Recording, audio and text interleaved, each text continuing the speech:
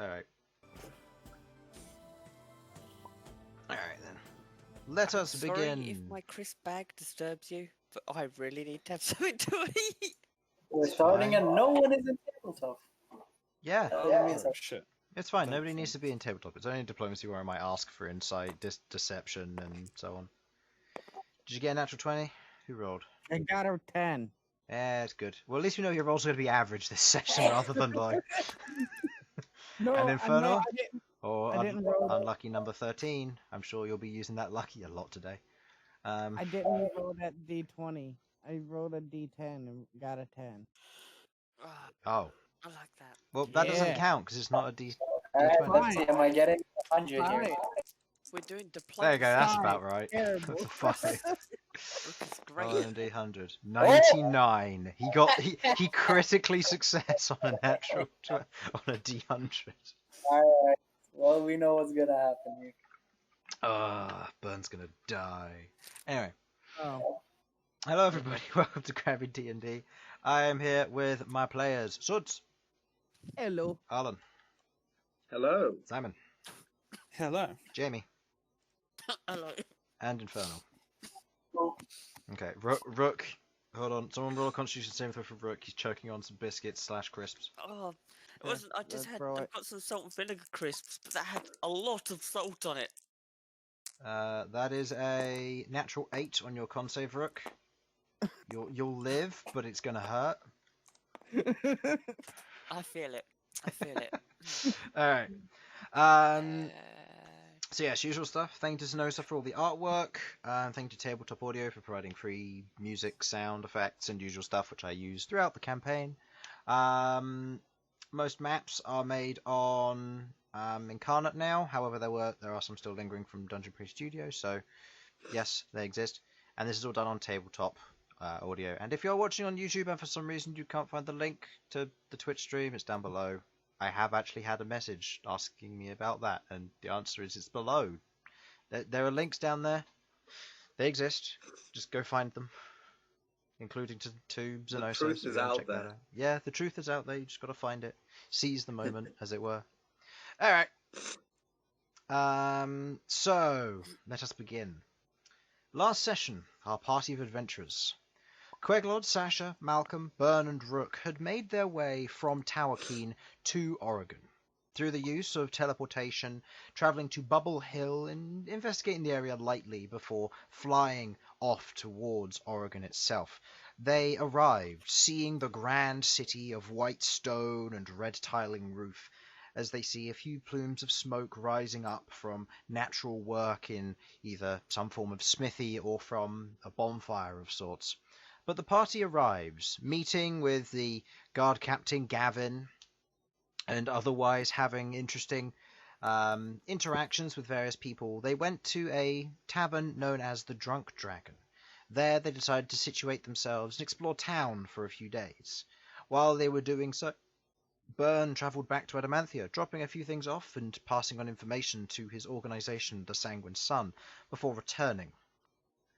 With the use and help of Scry coming from Malcom, they discovered that the Inquisitor in question, that was working with the Prince of Blood, had otherwise picked up a piece of paper, some form of script or some arcanic manner they otherwise don't know about, that would be summoning the Skin Scribe once again, they believed.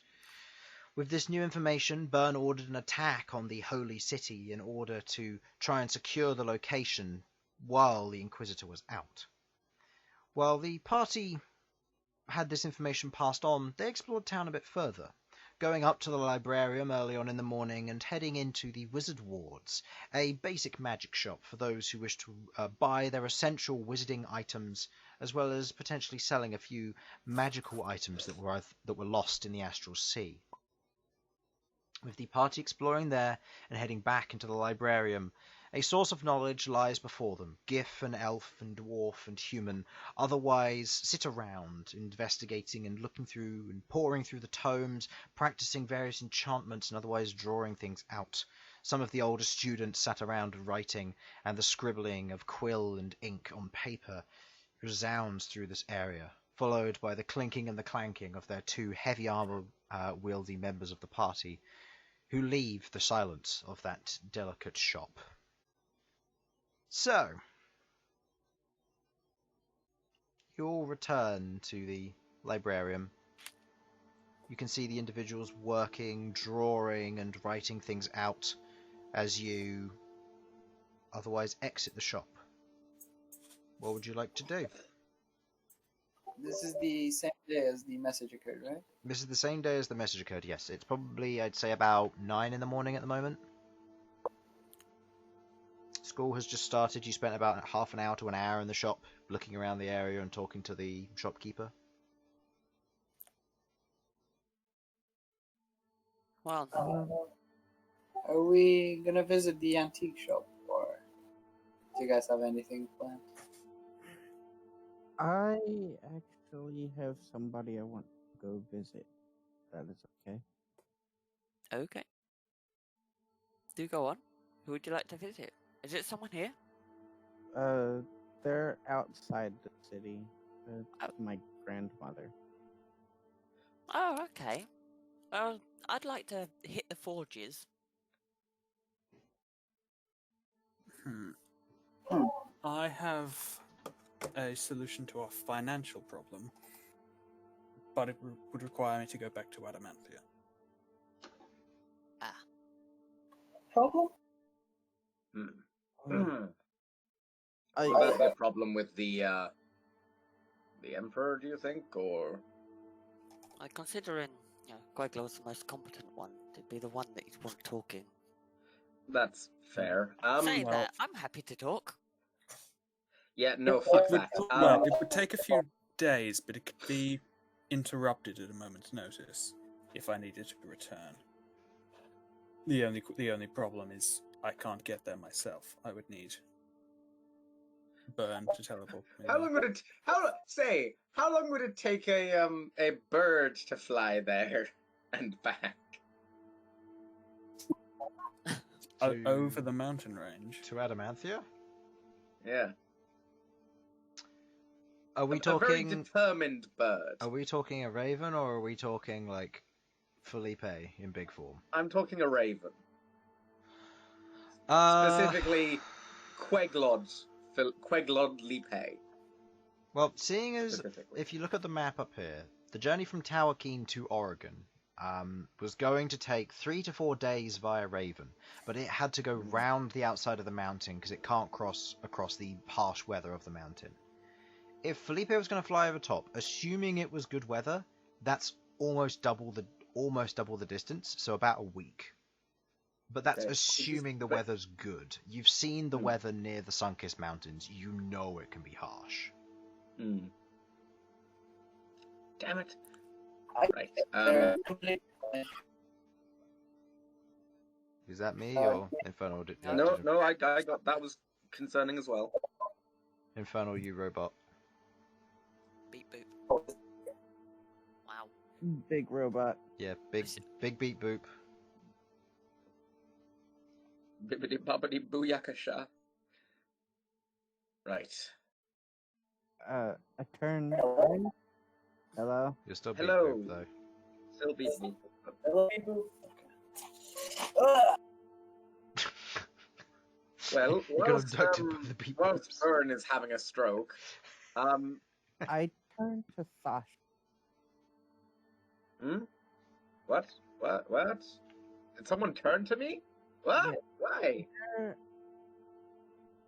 Why? You had talked before about a meteorite, right? Yes. Chris, what's my meteorite counter looking like? Let me pull that up. You keep talking while I go and find it. Okay.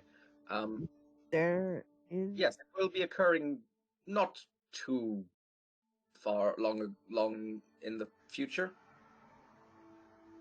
If you want to find some information about meteorites and stuff, this might be the best place to look for it. I fully agree with you.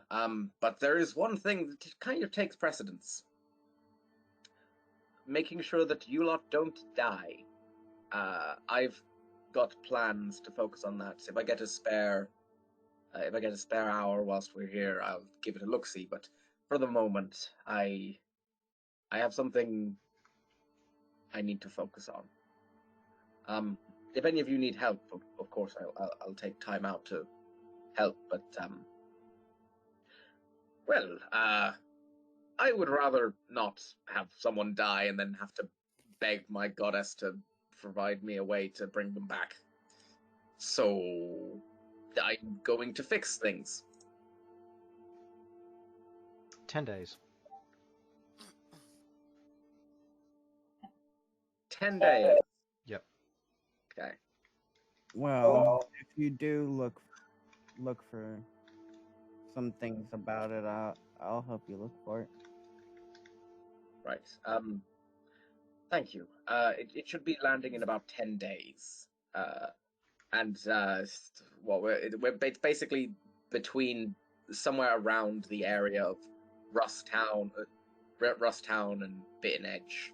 That sort of area was where we were thinking, right?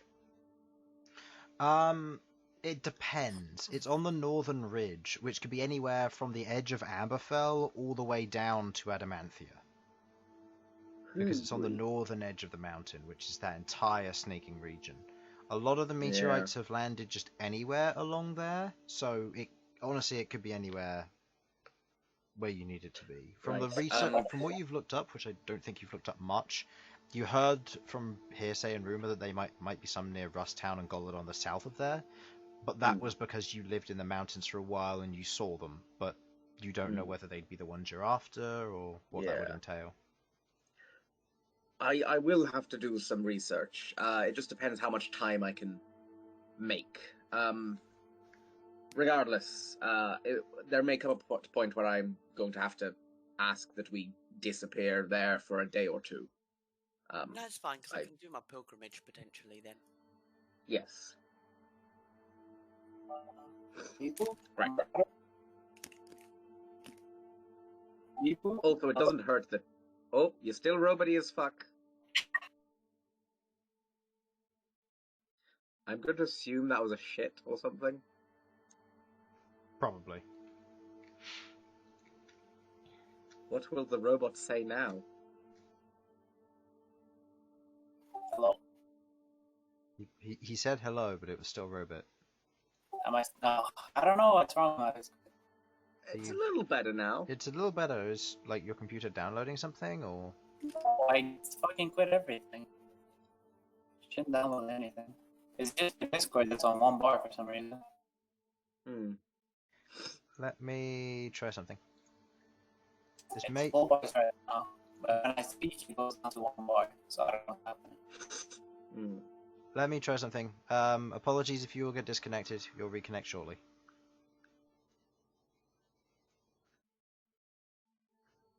Hello? Yeah. Hello? Infernal? Hello? Infernal. Oh, Infernal. Infernal's the main person I need to hear from. Hello? Hello? Better? No. No. No. So it's your Discord rather than the server you're connecting to. So my connection goes to full bars, then I talk for a second and it goes to 0. Maybe just close Discord entirely and reopen it? Yeah, sure. Probably the best bet. Yeah. Right. I'll see you in a moment. Okay, so Chris, what I'm trying to do, what sort of time period will that take? For what was that, sorry? Going to...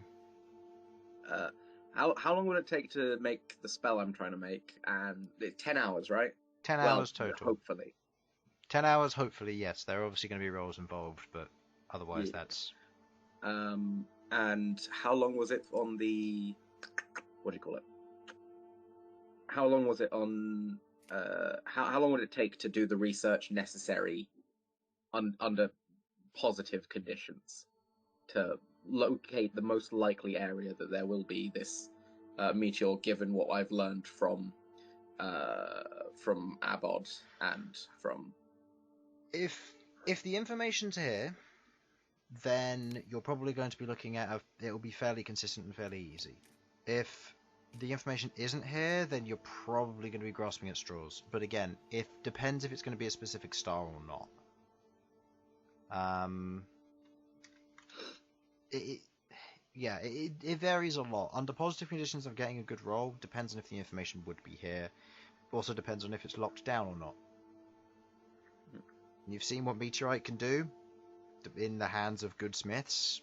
That's either a good thing or a bad thing, so it could go either way. Hello?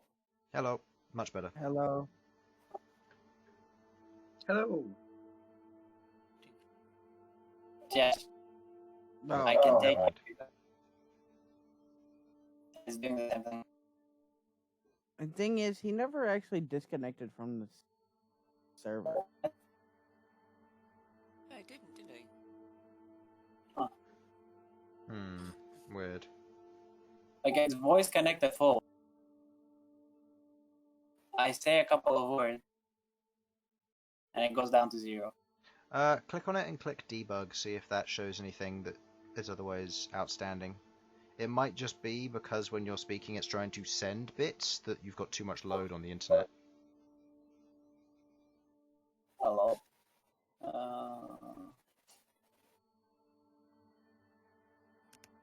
Anyway. Yeah. So, you're all just going to go about your general stuff that you're going to take care of then? Yep. At this point? Okay. So, if you're parting ways to take care of your various tasks, you leave the librarium heading back out into that large plaza open area. You kind of get a look around, you take note on what you're going to be taking care of. Sasha, you were going to go take care of the spell at this time, weren't you? Yes. So are you going to head back to the if room? I can get it your room knocked for out that? in a day. You're going to head back to your room for that in the tavern? Yeah, well, some sort of private place that I can focus on it. If this is a sort of thing that could be done in a library, maybe, but I don't really think that's. I don't suppose there's a forge nearby I could just sort of hang around in the back room of. Or... No, that'd be silly, wouldn't it? You'd have to look around for a forge. You know that there have been smoke pillars, and you know that there have been a large group of what look to be miners heading to the western side of town on the lower lower floor, but on the lower district area. But you haven't actually been there. I think having that connection to my goddess would probably be for the best. Yeah. I'm gonna go and try and find a forge and see if I can borrow a back room or somewhere near a forge in order to deal with this, because I feel like that would be my best bet for getting any bonuses I can. Okay. From the big O up top. Yes. You otherwise travel down into the lower district. You make your way over to the western area where you were otherwise looking for things. As you arrive, kind of traveling along the road, heading past the Drunk Dragon, you, not too far away from it, you head over and you see what looks to be a large number of cavern entrances. The kind of grey and white stone just plastering the mountainside here. As you see tunnels leading down, minecarts actually coming back up on tracks, filled with rocks and ore and coal, as individuals have been busy at work mining, and some are bringing back up early shipments, maybe from the previous day, you're not sure. But you see that there is a number of wooden and stone buildings kind of lined up with plumes of smoke rising out of them, suggesting not necessarily a forge, but more of a smeltery of some kind. You kind of get a quick look around the area and you see a number of other buildings that curve round in a similar fashion to the where all the large plumes of smoke are coming from, and each of them have a few small trickles of smoke. Not sure whether that means residency or whether that means a forge. As much as I hate to use this particular word, it's the only one I can think of, so I'll investigate. Okay. You By which head I mean on- perception. Fair enough. You head on in. Are you going to... How do you wish to try and find out the information you're looking for? I am going to If it's a forge, the sound of steel on steel, the striking hammers. Okay. Like that's what I'm listening out for. In which case, perception check, please. Thank God. Sasha tries to do an investigation check. Sasha cries. Perception plus 5, so 17. You wander in, kind of getting a look around and listening in. You do hear the sound of steel on steel. You hear it coming from the larger building, and as you kind of make your way over, you see that there are a number of doors otherwise lining the large curved building leading round. You kind of get a quick look to see if there's anything interesting, and you see what looks to be the picture of a lion hanging on a sign swinging backwards and forwards. Otherwise, you hear the sound coming from that large building just ahead of you. What would you like to look into? I gotta follow the sound, I guess. Okay. Heading towards... wait, but before I do that, can I make a religion check to make sure that lion isn't some other god's thing? Because that would be kind of bad. It doesn't seem to be religious. The icon seems to be almost like a shop front. Oh, okay.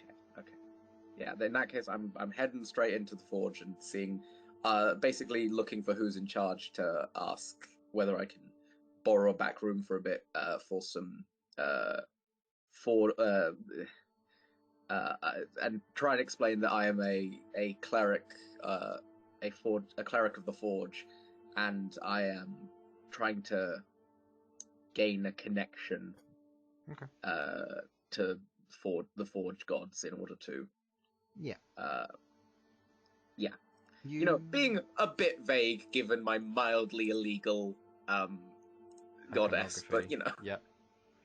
You wander up to the where the large building is. You see that it has a large set of double doors, and some individuals are currently pushing a minecart in. As one of the individuals who's currently working there seems to be not necessarily a bouncer or a warden, just somebody who's keeping an eye out. Kind of begins to take a few steps towards you and goes, "Excuse me, personnel only. Yes? What's your business here?" The individual is otherwise a fairly broad-shouldered human, wearing just general overalls, has what looks to be a sandwich, which he's just put down, and has otherwise walked towards you. My apologies. The name's Sasha Smashfist.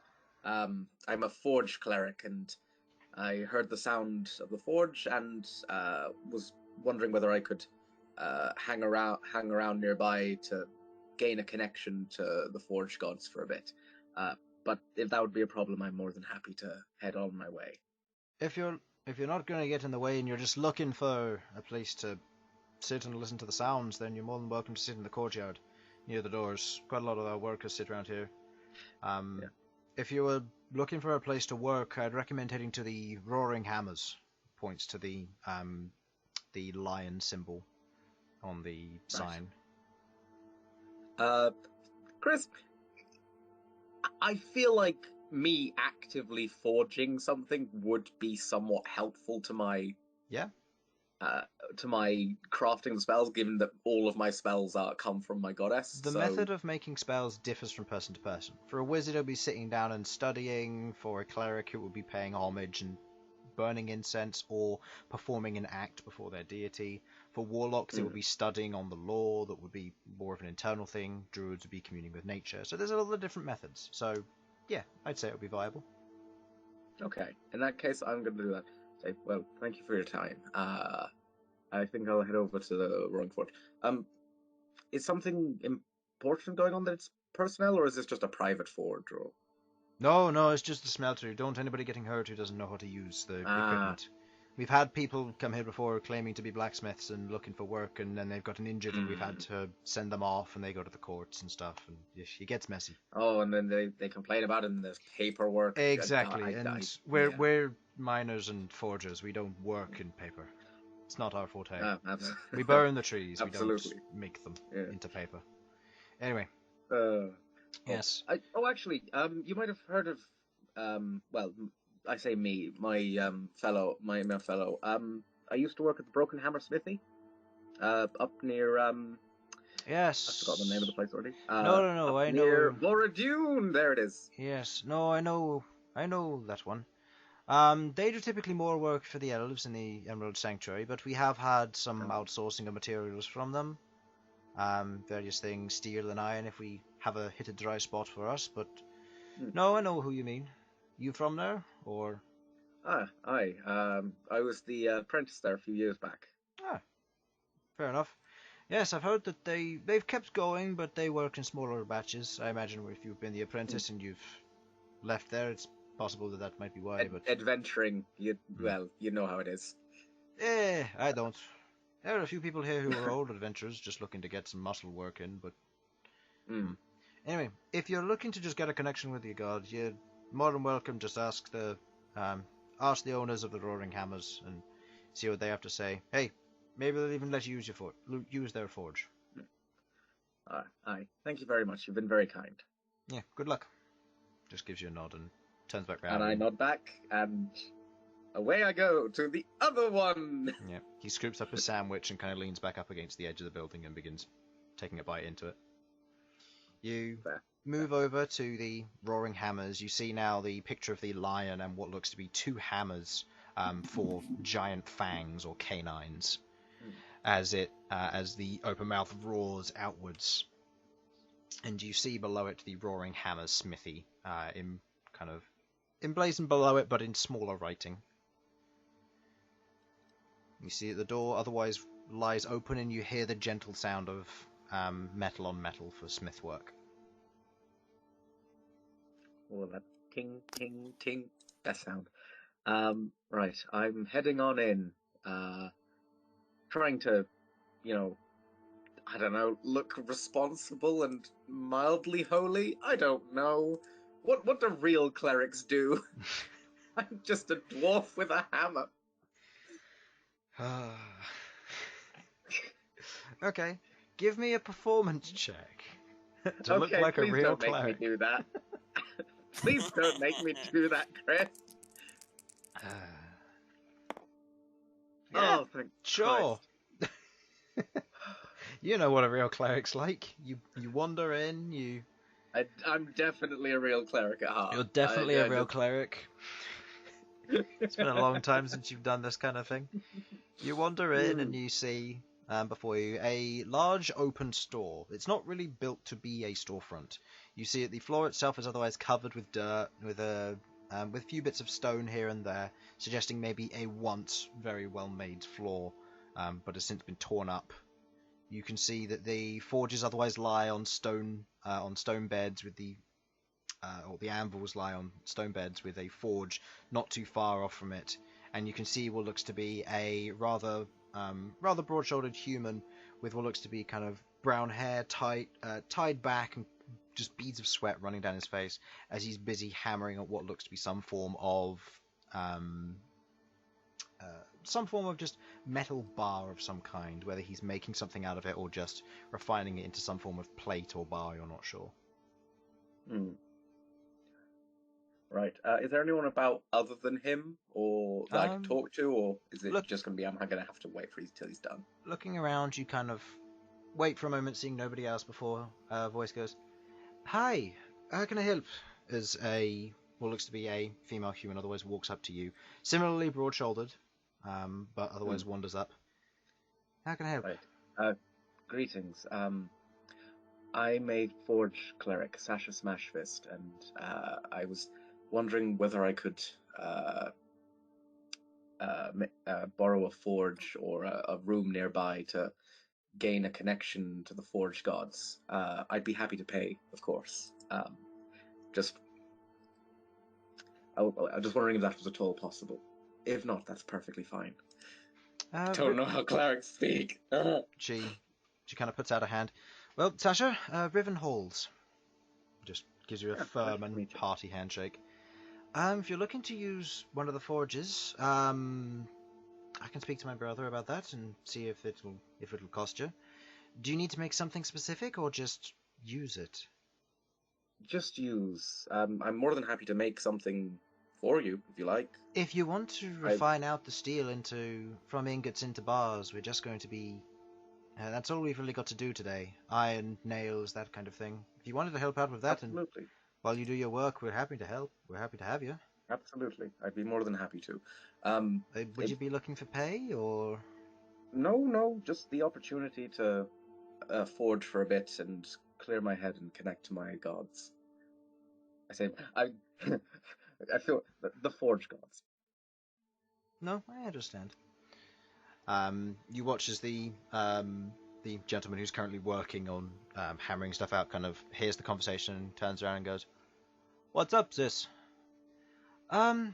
This young lady, Sasha, is looking to use one of the forges. Willing to help out for free today?" "Oh, is she now? Well then, Aye. by all means, go ahead and use one of the forges. If you see anything that you're just usual stuff, bars, nails, that kind of thing, just work that sort of thing. Absolutely. Nothing too fancy, no need for any of that." I understand.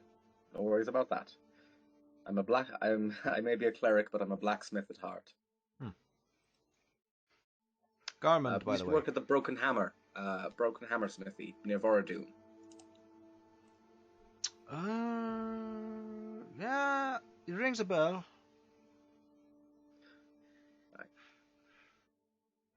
Well, Yeah. thank you kindly for your time, and I will get started on turning the ingots into bars and nails and things. Nails. Okay. And I'm going to go over and get started. Okay. Just to start with, go ahead and give me 3 rolls as you work through this on your spell. Just gonna get Oh no. Okay, that's a +9, I think we said. So I'm just going to go 12. through and check.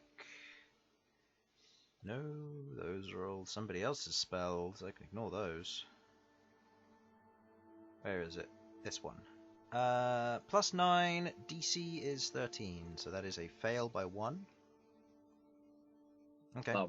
As you're working, you otherwise proceed to go through the time fairly consistently. You work through what needs to be done, taking the metal, hammering it down, melting it in the forge, and using it to make the correct shapes, and hammering it out into flat bars as various nails and so on are used. They seem to have Warlock to be 4 or 5 forges, but they only seem to have 2 in operation. Maybe there's more who work at different days, maybe they're just out for hire, you're not sure. But you work, you proceed to work through things, and you feel a connection, but in this moment, the development of the spell just goes a little bit. Go ahead and give me a next one. Okay. Oh, thank Christ. Okay, that is a success. Going through A that. very minor success. Very minor success, yes, but you otherwise succeed as you proceed to go through and work on the spell and the iron before you. And go ahead and give me a third. Oh.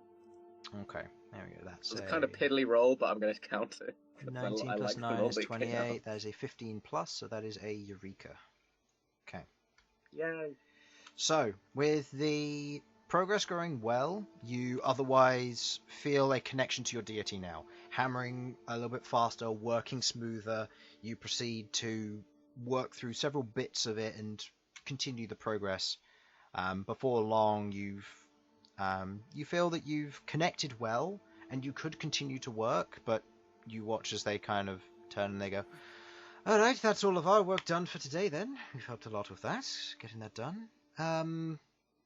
Are you wanting to sure stay you'll longer, continue? or...?" I can keep going for hours, honestly. Well, there's not really much else we've got for commissions. Kind of turns to her brother. If she can work plates, I've got some plate mail to work on. Absolutely. I made my own armor. Good armor too. Alright then. He otherwise puts down a bunch of ingots in front of you.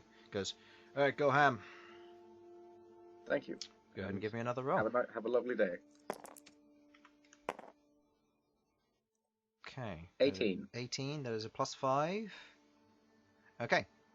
You have completed your total time. However, you still need a number of successes, so give me 2 more rolls, given that you can spread out your time at this point for the remainder of the working time. Oh no! Okay. The 2 doesn't matter because the failure cancels out by the time that you're spending on this. 15 plus 9 is 24 over DC of 13 is an 11.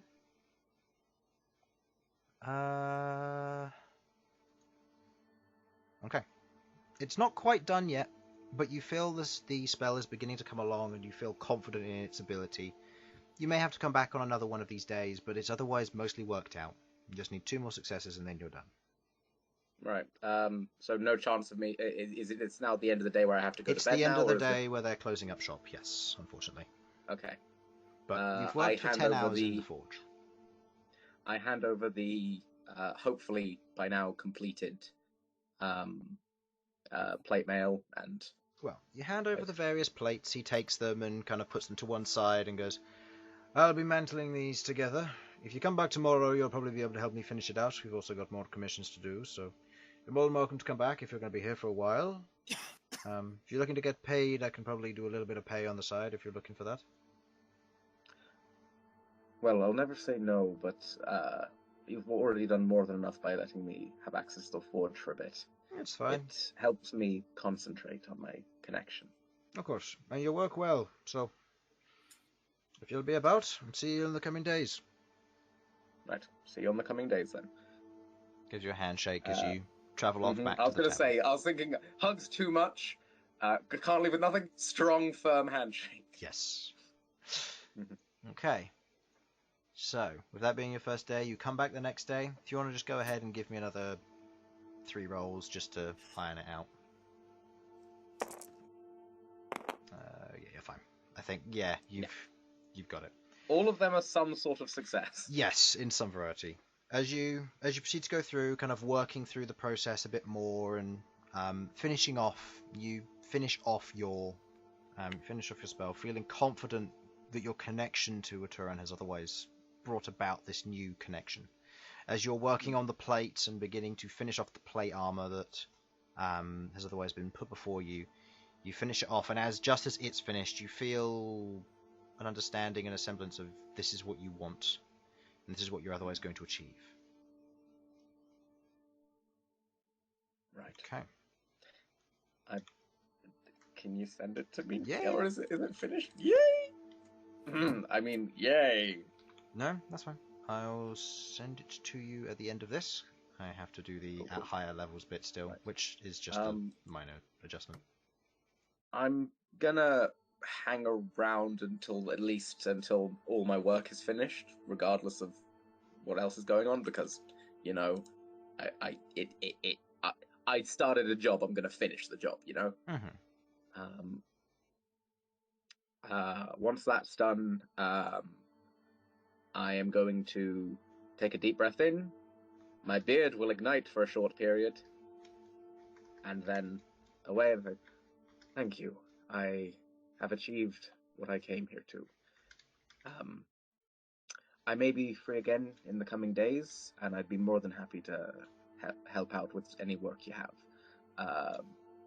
If not, it's been a pleasure. Of course, pleasure to have you. He kind of passes you a small bag. It ain't much, but you've done plenty of work here. I'm sure it'll put it to good use. Buy yourself a few drinks. I That's 10 appreciate gold it. pieces. I'll take 10 gold. Right. Have yourself a lovely day. You too. And I'm going to go off and... Yes! There you Okay. That is your Yay. finished spell. I Alright, now need to add it in. put all this into a thing. Okay. Copy. There we go. Alright. Next on this list, Malcom. You said you wanted to handle the talk with your grandmother off stream? Yeah. Okay. The Wait, overview of it grandmother? is you Yes, grandmother. you use wind Oh, walk, no. traveling about an hour out of, well, usually a 3-hour walk out of town, in your case a 30-minute flyby. As you travel out of town, you see what looks to be a small group of huts with a large campfire in the middle that's not lit, given it's about 10 a.m. at this time. You arrive and you can see that there is what looks to be a elderly white tiefling, as she is sat cross-legged, kind of going through a large group of herbs and just tearing small bits of leafage off, putting them in the baskets to one side and separating the sprigs from the leaf itself as you land, and you otherwise have your gentle conversation, meeting your grandmother, your uncle, and all of your extended family on your mother's side. It is a welcome arrival. They otherwise talk, laugh, and and you stick around until the late hours of the night, as they otherwise talk and have a general meal with you. You enjoy their company before the following day you arrive back in town. Once again, available to do the work that you need to do. And you were going to finish off the work on your spell?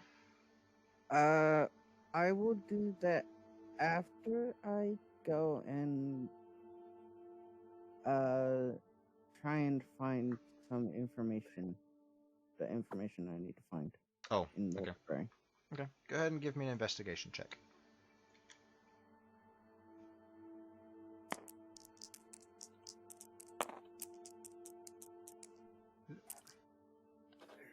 There you go. Good roll. That is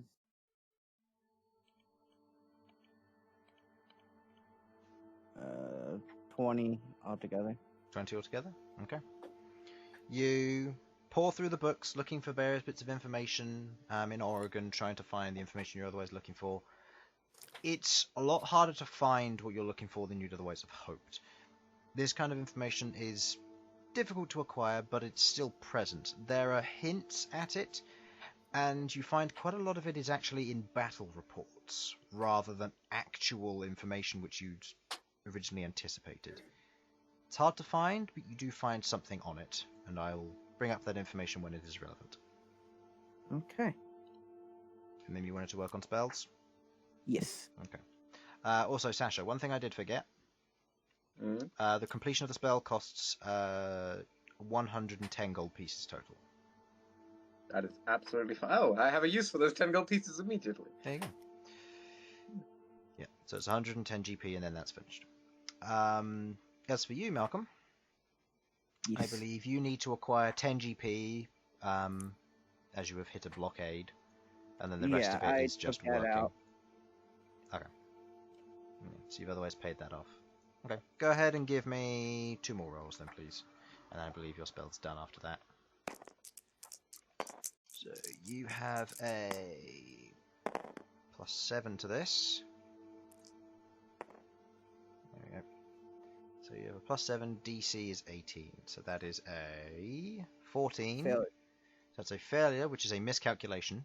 So 10 GP you have to spend going out to the nearby shops trying to find various incense and herbs. You find a local merchant, you buy 10 GP of the things that you might need, and then as you sit back down and continue working on it, drawing out the symbols in front of you, inhaling and connecting with nature, you kind of pick up one of the sprigs and you see there's a tiny caterpillar eating away at it. You have to go and buy 10 more. So you go out and do so, buying 10 more and returning back, spending the incense necessary. It takes up a little bit of time, but that's fine. It's through the day, you'll be okay with that.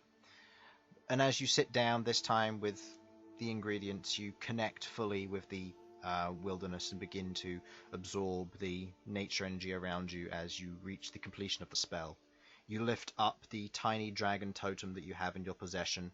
As you look across its surface, you see the 2 glimmering eyes of energy, as you now know the spell that you have created.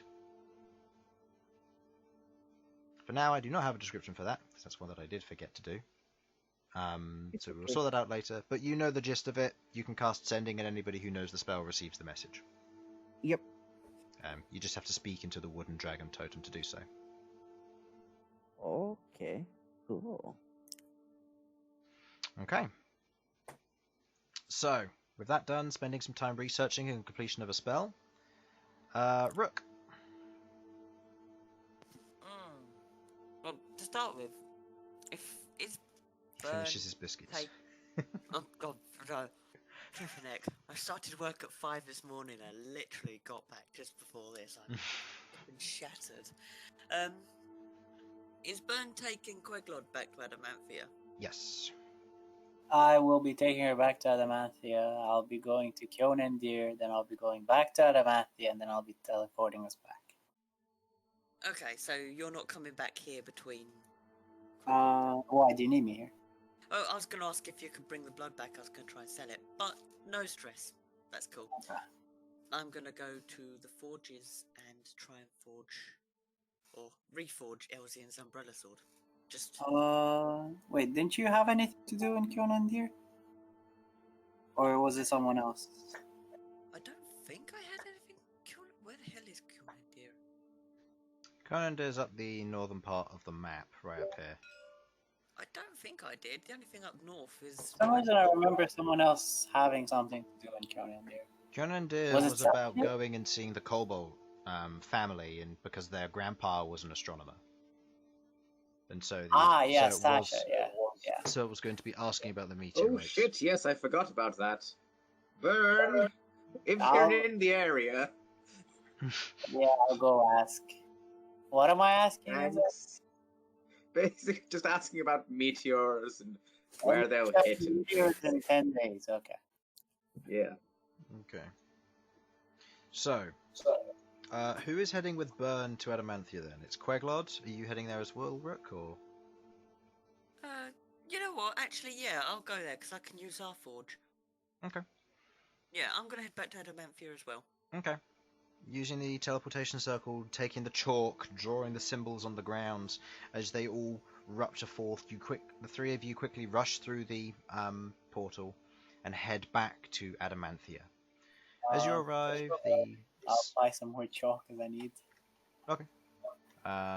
spend the gold. You can buy the chalk off of Abod. He has plenty. Yeah. Stock up on however much you need, obviously in 25 GP bursts. You Yeah. arrive back home, the landing back in Abod's tower. Abod's currently he's currently curled up on what looks to be that giant beanbag that he has in his room as his main seat. He's currently curled up on it, and as you enter, he kind of lifts his head. Ah, more of you this time. Anything I can help, or are you just on your way? Just passing through. I have some enchanting to do, but Hmm. I've familiarized Clearly, myself he with what needs a hug, people. For some reason, I heard one of you say something in Sasha's voice. I'm just tired. Have you been busy, or? Various things. With the tower, keeping an eye on the town, making sure everything's ready. When you see Malcom next, tell him his dryad has been working on potions. I've been helping her. There are 2 that are ready for your pickup when you want them. Just regular healing potions, but they're made. With spring coming about, all of the ingredients are fresh and growing again.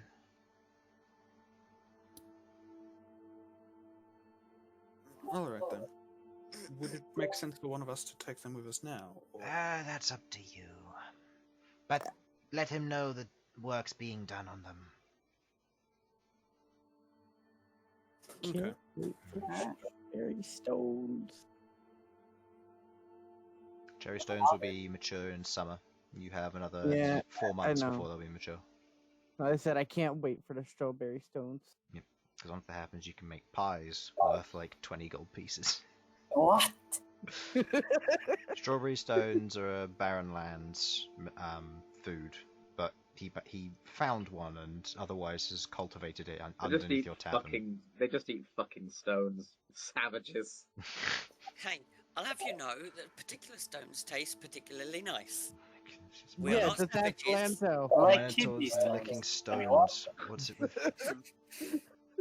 Oh, I know the kind of stone you're talking about. Oh God. Eric. That's right. You thought it was smoke coming out. You thought my beard was making all that smoke. No, siree. Puff, puff, motherfuckers. I do not like this character choice I've made. Sasha Deep thinks regret. she's made a spell. Just off a rocker. The spell is actually just make everyone in the area high as fuck. Oh man. Actually, you know what, not Chris? an I'm awful making another idea. spell. That'd be great, wouldn't it? Going to the Emperor. Suddenly, Sasha's stoning. No, it's not throwing stones at people. It's literally making them stoned.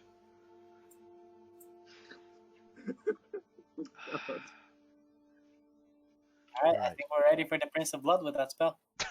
Just make him stoned. Yeah, but it's not a saving throw. It's just everybody's stoned. No save, Yeah. That including you Yep. guys. instant, like, I think a lot of It's problems fine, in we just D&D need could to be sorted out if everyone just got really high really quickly. Okay. So, Queglod, you were going to go ahead and do some enchanting? Yes, I will get on with that. Go ahead and give me some rolls. Tell me if you get any bad Okay. ones. Otherwise, just count the good ones. You got like 6 rolls. Till you hit 3 good or 3 bad, let me know. Okay. Yeah, I'll just settle into my Oh wait, no. I guess enchanting space. It's no correction because we checked the DC of all this earlier. Go ahead and roll me a number of dice, either until you hit 3 consecutive natural ones, or you hit a number of successes. Okie dokie. Yeah, fine. So yeah, it's just 3 successes or 3 natural ones, whichever one you hit first. I think Right. you wouldn't hit natural ones. Look, 3 of them. Okay, well fine. that's. What I just need not in that one. just a not on that one to succeed, yeah, because you're Okay. so high level could- now. The DC's technically 7, but the minimum it can go is 10. Yeah. And I just need 3 in a row, right? Yeah. Okay, there we go. So, were you doing the power move of just powering on ahead and then napping in between, or were you just going to do the... Yeah, with a bit of a time pressure, I suppose I'll. Okay. It's not a huge time pressure, but I want to get this done Okay. quickly. Given So how we can get successful out it's and gone, back. you otherwise go into your area and you begin to draw out the various symbols, studying the various aspects. You take the being of enmity's eye, placing it on the stand in front of you, and you take small shavings of the gel that coats the outer layer of it. You begin to take them and disenchant them, pulling the pieces apart and extracting their various aspects, taking them and with the magic weaving that you've otherwise began to master, you begin to merge them with the various components, small pouches of salt and charcoal used in the mixing and the purification of the aspects. You begin to infuse it, taking the enchantment and emboldening it onto a single object. What gem was it she gave you again? Was it an emerald? Hold on, I've got it written down in my character sheet, which I closed for some reason. 1 moment. For some reason, I remember it being orange, but I can't. It's probably Jasper then. Given if it was orange. It was Jasper. I remember this. Okay. It was Jasper. Yeah. So it's probably a large shard of Jasper. Rahal's yellow sapphire. Oh, yellow sapphire. Okay. Oh, that's a wild one. Yeah. When did Jasper come up then? Because Jasper was I probably do remember Jasper being mentioned. Jasper was probably what was mentioned around the amber shards that was in Rook's dream. Yeah. potentially. Yeah. Anyway. That's... You take the yellow sapphire, placing on the desk in front of you, and you begin the process of taking more of these aspects. The process itself of enchanting takes time. You have to take the pieces and work them together, but having to work through the entire eye, shave by shave, has a large time-consumptive effort to it. But slowly but surely you begin to whittle down at the eye, working through it, until finally you have the gel on the inside, the main essence of the eyeball itself, and you begin to take the flesh and liquid and otherwise imbue it into this crystal. It takes time, but at the end of it, you're sweating, suffering from a point of exhaustion. You otherwise brush your hand across your brow. It is done. Bern's otherwise in the tavern. It's been 2 full days of you doing solid work on this, but it is finished. Okay. I'm going to have had like Nightmaker by my side throughout the entire process, just for like motivation's sake. Okay. I said I would be helping you as well. Yeah. If you needed it. Yeah, there's not too much you can do because you haven't got Devil's Sight, but the aspects you would have been able to help with, you helped with along the way. Probably speeding up the process. All right. Okay, I suppose I'll head out the room, and if Bern's around, I'll go meet him. Well, it's finished. I just need to take this to Rohal and pick up the money. How much is she paying? It's 12,000, right? 15,000. Oh, 15. jeez! She's paying Yes. triple what the cost of the enchantment was, and it costs 5,000 total, even though she gave you the 1,000 gem. Mm-hmm. Yeah, this was going to be a replacement eye for her, which allowed her to see through I magical know darkness. what it was. I didn't expect 15k. Mm-hmm. Most of it's going towards the Elsyan fund, but Yeah. whatever's left over, I have a couple of personal projects I want to see to, but beyond that, we can put it towards whatever everyone needs. Let's just get the resurrect money an and- Elsyan and then set fire to a god. We just need to get the money and then get all of the Elsyan money converted into diamonds. And then, before we resurrect Elsyan, we should probably, take a bath in the diamonds. Everyone agree? Everyone agree? Good, we're all in agreement. You're not there. You're currently busy forging a new spell. That's Actually, true. before I forget, Disintegrate didn't destroy any of his magical items, but Nope. that's all he'll have when he returns. Correct. Which So I should means probably go and see if Shiskri still has his measurements. Oh yeah, true. Is Shishkri clothing magical enough? Shishkri clothing to- is magical, but the Shishkri clothing that you have are winter coats. It's not like he'd be going commando everywhere in basically a giant fluffy coat. Mm. Sounds like Elsyan, to be honest. Yeah, no, yeah. Secretly, Elsyan has been a big old pervert this entire time. I was flashed many times. So, No, yeah. go get the man some underwear. Yeah. Okay, Shishkri approved lingerie. Oh no. You just stare at two nipple tassels and a loincloth, and you're still fine, whatever the weather.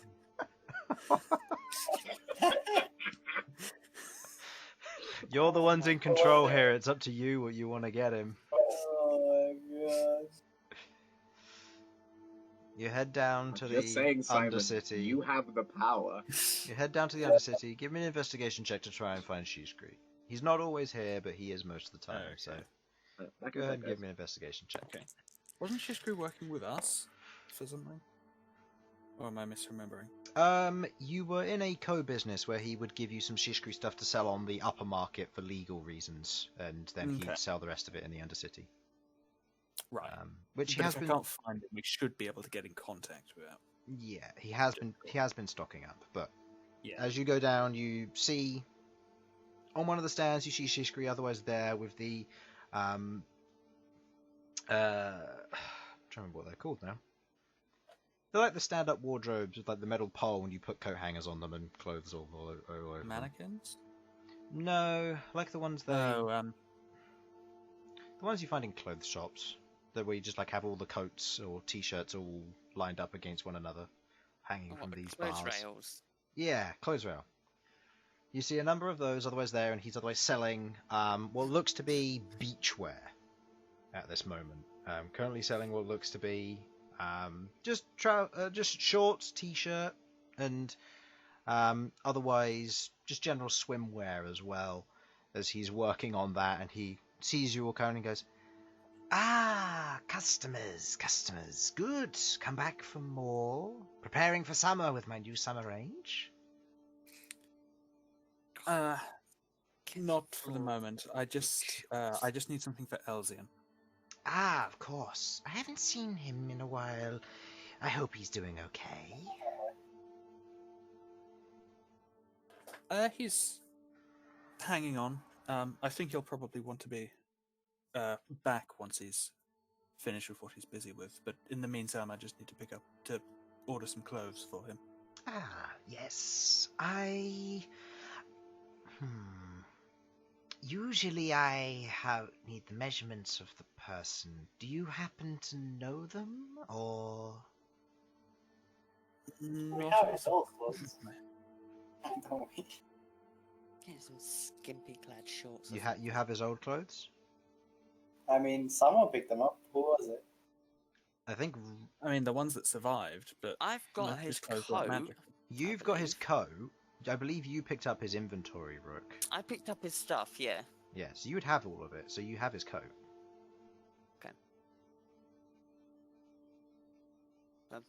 I'm assuming you're going to have told me that you were going down here, so I would have given you his coat. We're probably together. If, Yeah. if you're here, then yeah. Yeah, you're probably No, I you're found probably that. with them. Okay, then yeah, I'll have his coat. Okay. Okay. So, here you go. If you can use this. Ah, perfect. He takes it and pulls out what looks to be a tape measure, which otherwise proceeds to measure the various lengths across the coat's form, as it begins to almost give off numbers, which he begins to write down and note down. Yes. Okay, I have most things. What are you needing in terms of clothing? Just something very simple. I was thinking just a tunic and trousers, possibly undergarments as well, if you make those. A full set. Yes. I can do that. Any particular Yes, it's- styles you're looking for? Floral. Floral. No, nothing that will stand out too much. I mean, Hmm. you know his style. Blues and reds. As well as Yes. Yes, but nothing too fancy. Okay. If he wants anything in particular, I'm sure he'll come and order it from you personally. But Of at the moment, he of just needs a new course. wardrobe. Very well. Must have had some rather an incident if he's not here himself. He Did is he a get little attacked? debilitated at the moment. Attacked by a black pudding, perhaps? They do seep into the clothing and destroy everything. Not, it wasn't quite like that, but Hmm. yes, he did have a bit of a wardrobe malfunction. Very well. Let's see. He begins to go through, get bits of fabric, and otherwise takes shirts and t-shirts, just general undergarments and trousers, and begins to go through them, kind of judging his general style. You watch as he pulls the platinum needle and golden thread as he proceeds to throw them into a few bits of clothing as they begin to dart through and begin to sew them into the proper lengths, either stretching out the fabric or otherwise shortening it to the correct lengths and sizes, as he otherwise gathers up what looks to be a white button t-shirt with kind of frilled edges at the cuffs. You can see the trousers seem to be that of almost a navy blue, very straight, very clean, and you see as per design, a set of floral blue and red underpants for your resident elf. Yes. Well, these are all Shishkri approved. They'll last you for pretty much your lifetime. For the full set, and given that we're working together, of course, 400 gold for the lot. Just double check that I have that much on my person.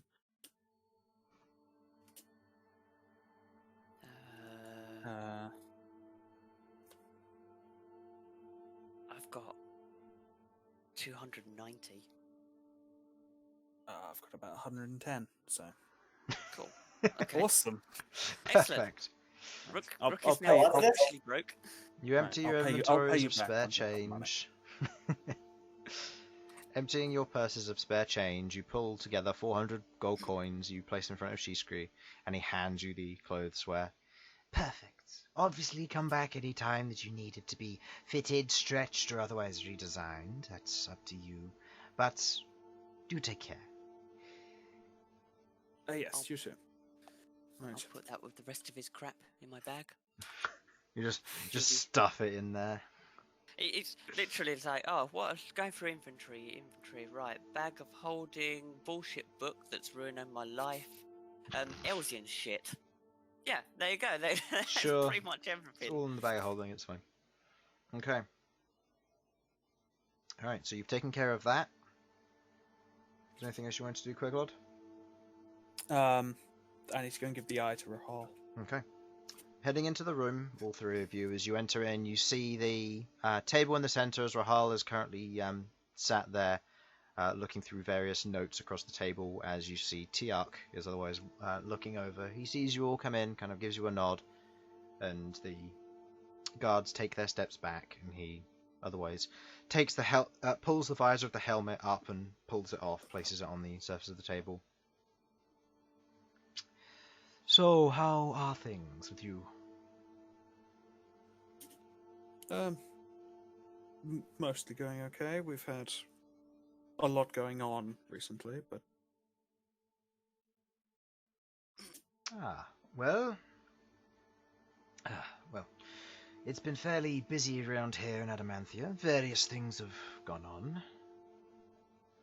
And yes, I imagine a change of leadership must be quite eventful. yes, several things we've had to look out for. Making sure not to kill any of the High Templar's spies and other people who are working for him. Learning who's friend and who's foe has been interesting, but I think we've got the general gist of it now. That's good to hear. You've gotten a sense of stability back then. Thankfully, yes. And we're keeping a little bit more of a rigorous watch. The assassins that made it in last time, they caught us off guard, let's just say that. Don't know how they made it in and past all of us, which is concerning. We did find a few bodies of our members afterwards, so they must have silenced a few who found out. But we're keeping more in touch with one another now, making sure that if any do go missing, we know why. Yeah, it sounds to me then that they didn't exactly find a foolproof way of getting in. They just minimized the number of guards they needed to get past. Correct. But they do like to... how should we say... Some of our members like to go on silent missions. Make sure that they're not going to be spotted. They don't need to worry about sendings or messages being sent their way to disturb them while they're busy. Intricate work, fiddling with locks, killing people who don't know you're there, similar stuff. But yes, you must have come here for a reason, I take it then? Or... Yes, I've got this. You can't for enjoy the Rahal. pleasure of your company? Tiak's not there for pleasure of company. Yes, I came to see Rahal. I've produced this for her. And I take out the eye. Okay. Rahal kind of looks up with her one good eye and puts the papers down and wanders over. Tiak turns around to her and she moves up, puts her hand out for it. Okay, hand it over. She takes the yellow sapphire, kind of holds it in her palm. The level of the kind of the dense runing otherwise coating the outside of it. It's subtle but ever so slightly engraved as she looks at it, kind of mulls it over the almost golf ball sized yellow sapphire as she kind of mulls it over in her hand. This will do nicely. You watch as she pulls back the eye patch that otherwise hid the marking and scar, as you see a large cut that otherwise goes down from the top of her brow through where the eye is. You can see the now still exposed bone where it has cut deep into the skull and probably cut the eye itself in half when the attack was made, as it leaves the cheekbone still kind of a thick scar which is still indented into her face and cheek. You watch as she takes the gem and otherwise pushes it in, wincing with pain, but as it pops into place, she blinks momentarily with the split eyelid kind of folding down, and you watch as from the back of the gem a very thin red bead appears, and it begins to dart around. It seems to have worked. If it not, getting that out would have been a lot more difficult, but, you know. I was gonna say, like, really, Rahal should have done some tests or something. Like, Jesus. I won't She ask trusts what you. it took to make those preparations. It seems good. That's good. Tiak, if you would. He kind of puts his hand out, and you watch as an area of darkness encompasses you all. You kind of look out, and she kind of looks around. Well, it works. I can only see out of this eye, though, which is very disorientating to some degree, but still good.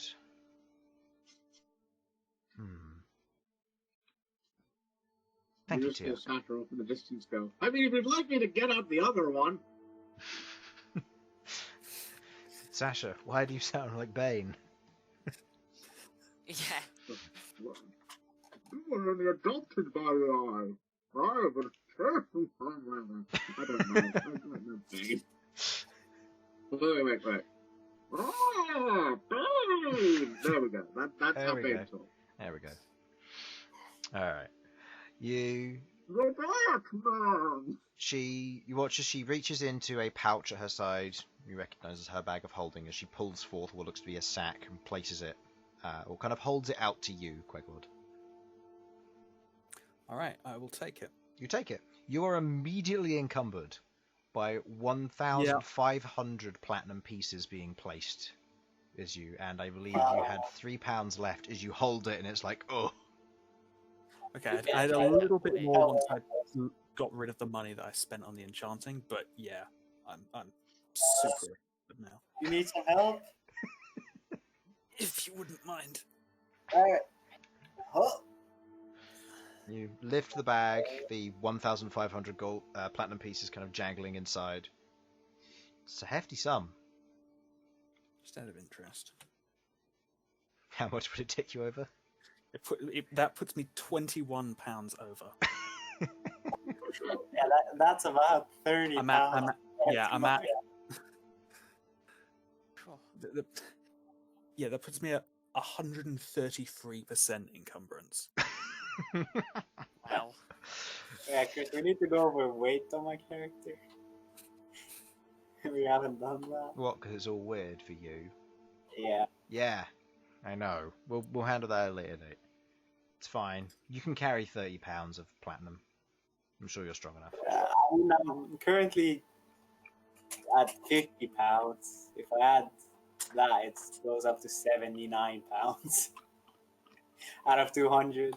Oh yeah, you're fine. You have 14 strength. I don't know how to say it.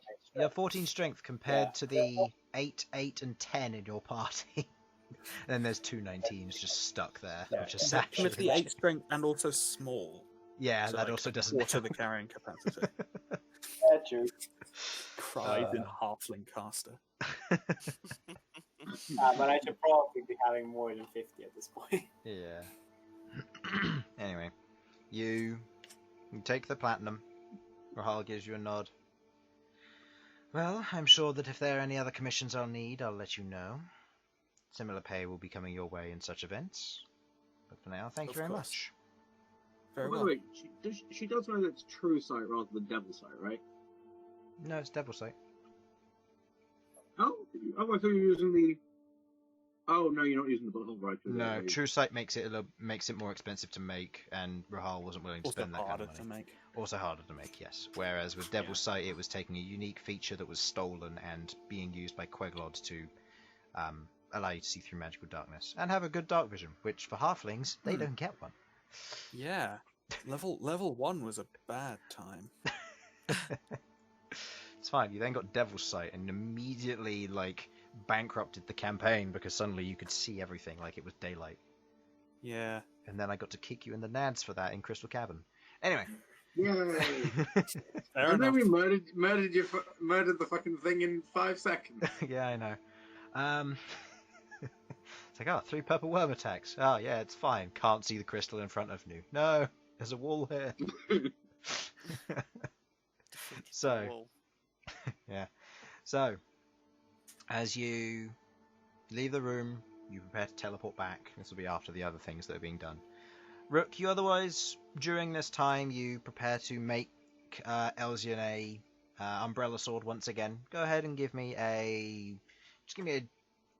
2d20 rolls for working. You head to the forge, grab the metal you need from your stockpile, taking the wooden stock in place and preparing for that. Being a 9. Yeah, easy enough. You hammer out a what kind of metal would you like to use? Iron, steel? What metal have I got at my disposal here? Ones that you could have free disposal to would be iron and steel. If you wanted to make it, you could make dark steel. You know, he's not a fighter, so he doesn't really need any decent level of thing. I'll just make it steel. Okay. It'll be weather resistant, which will help with keeping it in good composition and against I'm gonna glue. reinforce the handle, so if arsehots glue it, it won't break the... Okay.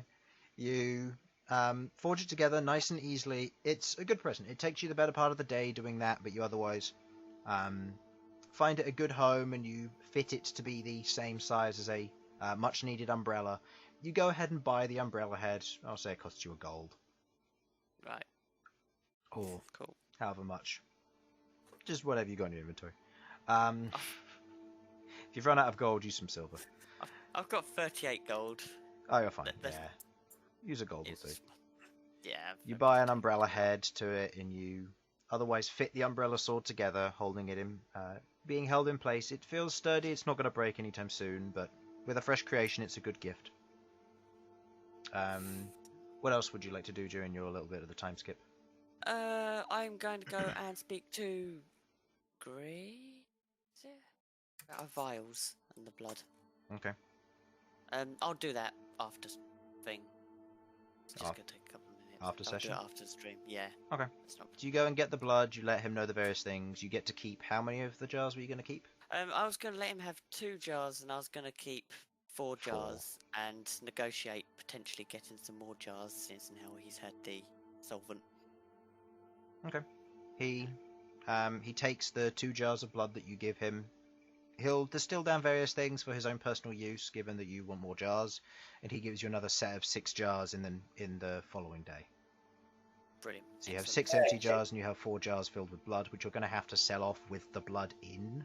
So keep that in mind, because you're not using it for potions. No, that's perfectly fine. So I've got the jars, and so I've now got 4 jars on me and the 13 vials. Yes. Cool. Right, I'm gonna try and sell them in Oregon. Okay. I'll also ask him, has he any idea where I can sell them? Other than to me, no, not particularly. Right. Okay. Right. Cool. That's good to know. All right then. Okay, I'll deal with that out of stream, and yeah, then I'm just gonna look at selling in Oregon when we go back. Okay. So, and Bern, you were heading to Kionendir, correct? Yup. You drop the party off at home using the teleportation circle. You then proceed to cast teleport for yourself, aiming for... Teleportation circle. Hmm?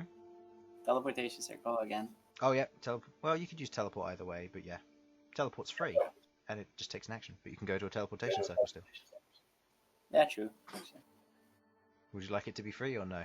Yeah, I'll take the free. Okay. Being a cheapskate and taking the 7th level spell to teleport somewhere for free, rather than the 5th level, 25 GP, you cast teleport. Arriving in Kionendir, your feet find purchase on the cold stone here.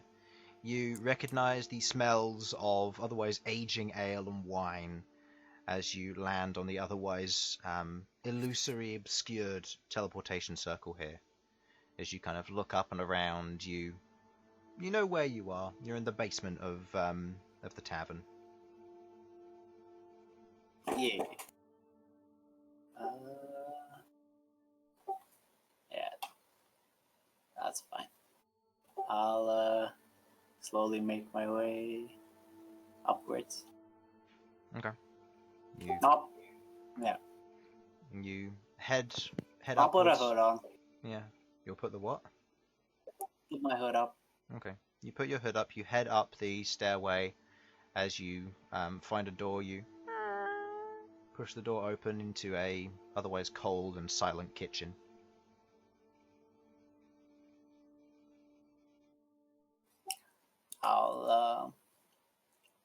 Is there only one way out, or? You can. Well, There's the double doors that lead from the cellar to the straight to the outside world, but they're locked. They're usually locked unless there's a shipment. And then there's the other way, which just goes straight out through the tavern through the front door. Just go out the kitchen then. Okay. You leave the kitchen. You kind of hear. You head out back into the main bar area and you look around. It is quiet. It's not open hours. It's not even noon yet as you arrive here, giving it about 10 o'clock. Oh, yeah, true. You wander out and you hear footsteps. Before you hear, "Who's there?"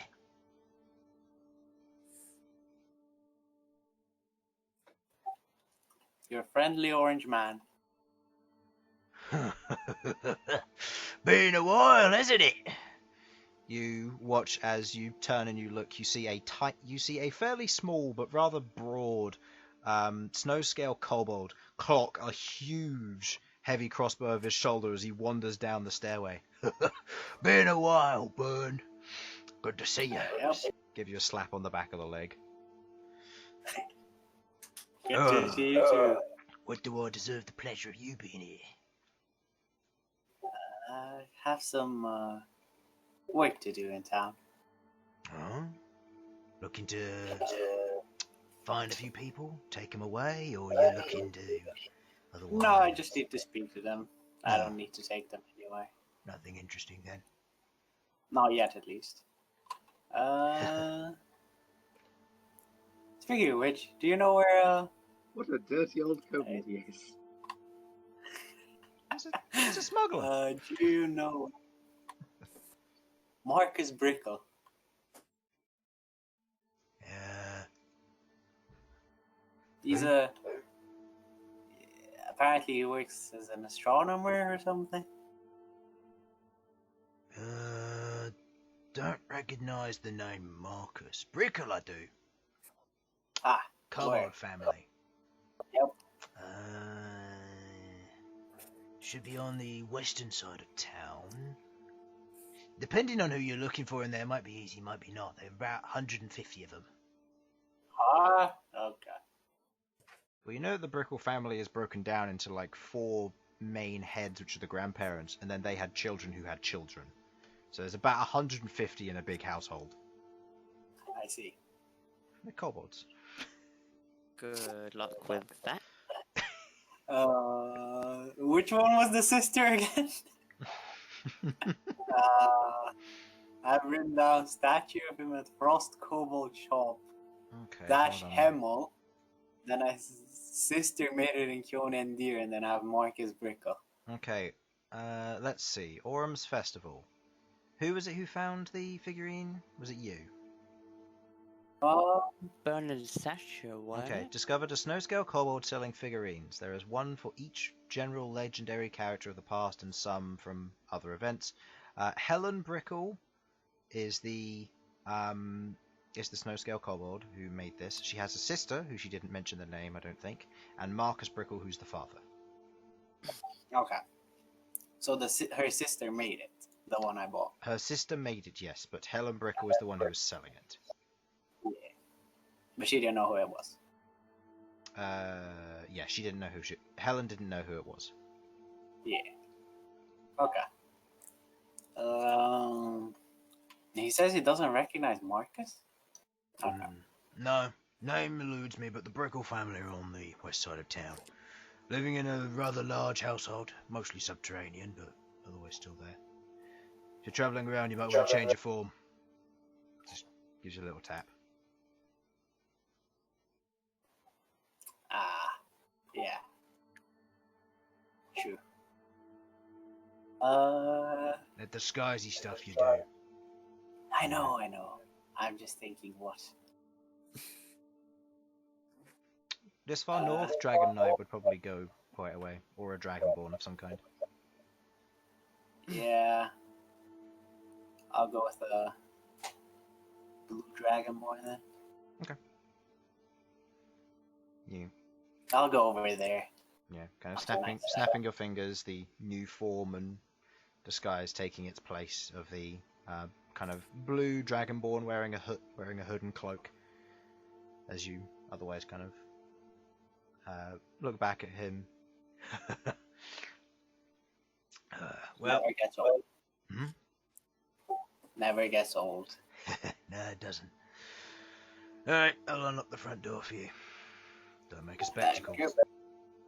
He goes over, kind of pulls a bar stool to one side, climbs up and unlocks the door, pulling the 3 latches apart. Kind of moves the stool to one side and pulls the door open. Have a nice day. You too. I'll come by and have a drink later. Yeah, sure you will, sure you will. Say that every time. You hear the door close Wonderful. behind you, the moving of the bar stool and the locking once again. You head out. It is cold, with fresh fallen snow, otherwise lacing the ground here. In kind of reaching late spring, it may melt at some point soon, may stop snowing, but for now the kind of light snowflakes fall and flutter to the ground. Kobolds and other white dragonborn otherwise fill the streets here as they wander around. You begin to head up through the city, heading westward towards the folk you're looking for. Yep. As you make your way, you see various individuals, other dragonborn of various types. You see brass, you see bronze, you see blue, you see black. You see all manner of individuals moving around, similar kobolds of the variety of colours as well.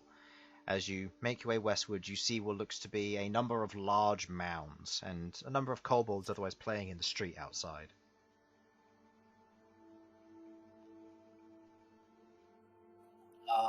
Is it Sorcerer? Hmm? They living in mounds? Or... Yeah. Okay. I'll try and look for the brickle one. Okay. You see a number of mounds. They don't seem to be labelled as much. It's not like shop fronts. You can't just try and find the right one. It's just a bunch of mounds. You see kobolds playing outside. I'll go up to one then. Okay. And, sorry to bother you. Which of them is the Brickle family's mount? Okay. Are you just approaching some of the kobolds? Yeah, or- I'm just approaching it. Okay.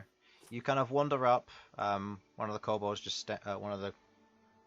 stands there. He's currently holding a stick as they were playing, as they were fighting with one another. Just kind of looks up at you and just goes, "Mom, there's a stranger here." Before you watch as a not elderly kobold, but female kobold it's a otherwise Peter. wanders over and goes, "I told you not to talk to strangers." And just ruffles his ears a bit and kind of pushes him off to play with his friends. Sorry, it wasn't his fault. It was mine. No, it's fine. What do you need? I'm looking for the Brickle family. You'll be looking for that mound over there. Anyone in particular you're looking for? Marcus, is he here? What are you looking for him for? I need to ask him about something. I heard he's good at astronomy. Yes, that he is. Yes, if you head up and just ask for him, you should be able to get him. He might be out at the moment. I'm not entirely sure, but if he is, then they'll tell you where he's gone. Alright. Thank you. I'll head towards. Okay. You head over, wandering towards. What form is your weapon in at the moment?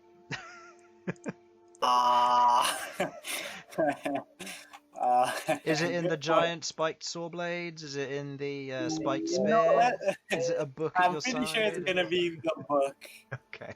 It's the book at your side. Got The it. least intimidating one. Wanders up to some kid with a giant spiked spear. Where's the family? Alright. You wander over to the mound. You Where's see your what... family, kid? Yeah. Where's the family? You see the round door in front of you. You go up and you give it a knock. A few moments later, the door is otherwise opened, and you see a young kobold otherwise walk out. Yeah.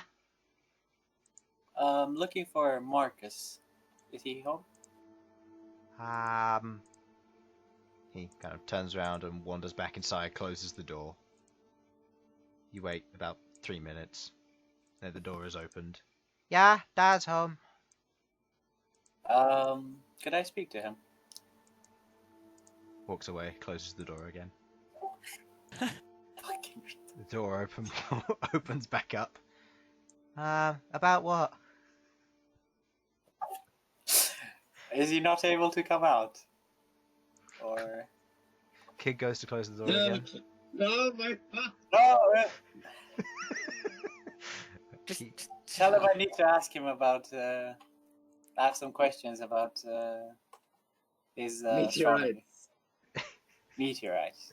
About his meteorites, got it. The kid wanders in. Moments later comes back. That Some weird stranger with a floating book wants to ask you about your some- meteorites. God. Oh man. You Christ. as you wait, moments later, the door opens back up again. They're not for sale. And the door closes again. Ah, for fuck's sake. Fireball? I'll probably get him to the door, won't it? Listen here, you little shit. I knock on the door again. Yeah? Could you ask him to come outside, please? Okay. Door closes once again. A few moments later, the door opens once again. You see a slightly taller kobold otherwise arrives. I told you they're not for sale. I think we had a misunderstanding. Looking for your meteorites. I'm looks here down to at the ask. kid. I'm actually here to ask about a meteor that is apparently Going to going land to in strike 10 the days. Shut up, Sasha. going to land in the northern. It's going to land in the northern area in around a week or 10 days. Oh, right. You're the ones Helen spoke about. He kind of Yes. he looks down at Julia, just the young one just grabs his ear and kind of ruffles him backwards and forwards. Next time, just tell me we have a guest. Please do come in, if you'll fit. And I'll try and crouch down. okay. You kind of crouch down as best you can, trying not to bang your head on anything, like Gandalf going into a hobbit hole. You proceed to make your way through as best you can. Kind of kobolds press up against the hallway, press up against the walls in the hallway, stepping out of the way. You travel through. It's a nice home. It's well structured and much like a hobbit hole. It's kind of wooden walled and set up, I have kept just clean. the spell for this. I use reduce on myself. Okay. You now become a small Wants to go creature. in there. As you do for the next minute, you beeline it to his office. Yes. As you make your way there, you arrive at his office and then you kind of enlarge once again, but you kind of sit down in his office. Wait, does it only last for a minute? It lasts for a minute. Yep. So you're looking to understand about the meteorite, yes? Yes, my ally wants to know about it. Mm-hmm. Any particular reason, or just because? I believe he has some sort of quest he needs to fulfill. Right. Well, let's see. Kind of just wanders up to what looks to be a massive chart of string and bits of paper, and you looking across it. Give me a general arcana check for this, please.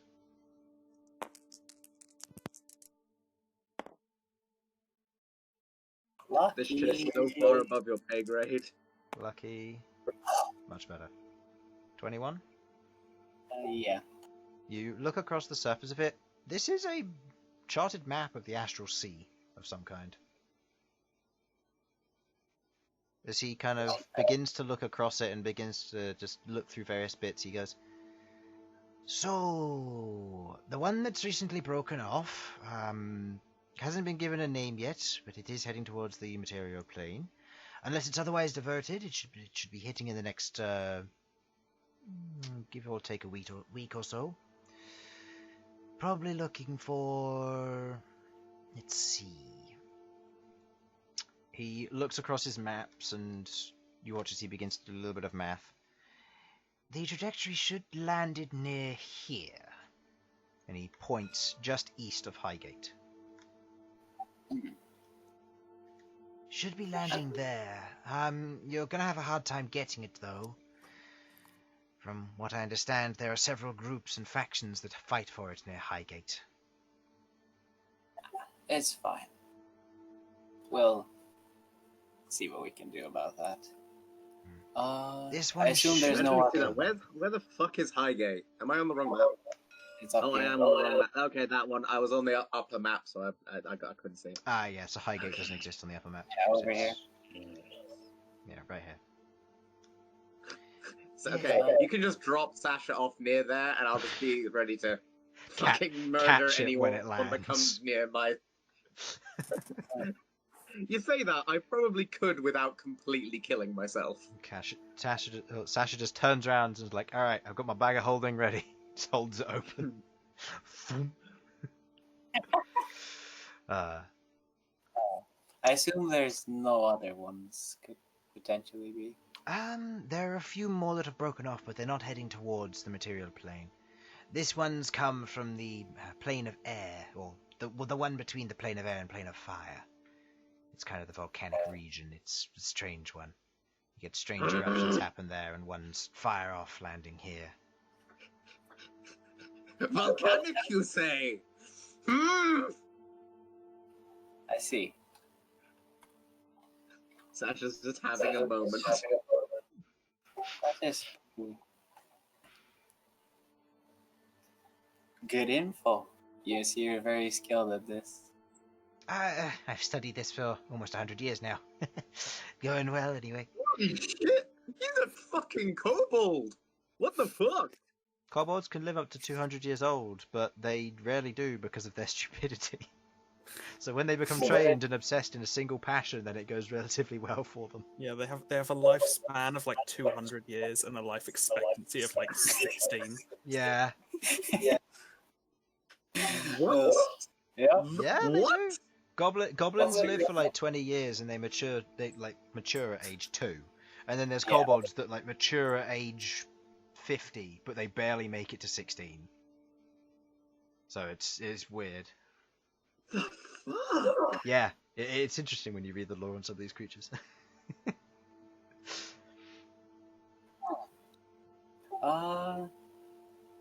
Speaking of which, I assume you're experienced in the astral sea. More of the Not prime the- planes than the astral sea itself. The astral sea lies beyond this map. I dwell in more of the 4 prime planes and the blendings between their various magic and then how it affects the material. Which one are the 4 main? Plane of fire, plane of earth, plane of air, and plane of water. Then there's the Shadowfell and the Feywild. And they're all directly connected and adjacent to the material plane. They kind of form the ball of creation, and then you have the demi-planes that lie on the outer rings, which are just like satellite planes for various deities or powers that be. Is Ether one of those? Yes. Okay. The Ether's one of the outer planes. I assume you're not too experienced in the Ether then. No. That's not my forte. That's fine. You've already been a great help.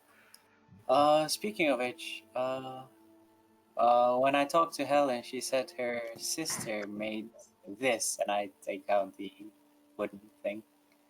Yeah. Is she here? He looks at the token and goes, "No idea who that is, and which sister? She's got 7." do all of them make wooden No, but sculptures? no, I don't know which one would craft that.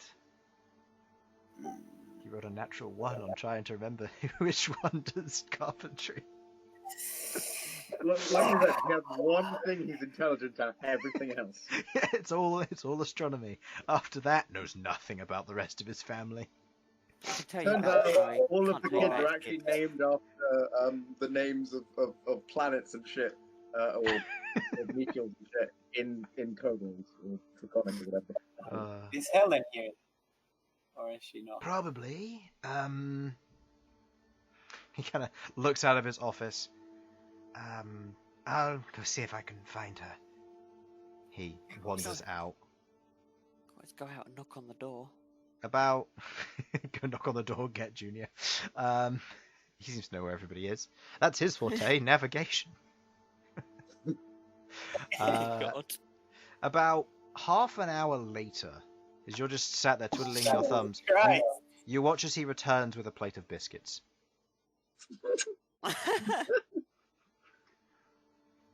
I hope that's not her. You're still here. Oh, What? I hope that's not your daughter. Jesus. no. Oh, that's right, Helen. Yes, she is here. Right, you wanted me to go get her. Great. Back in a moment. Great. I'll come with you. I'll come with you. God, I'm suffering here.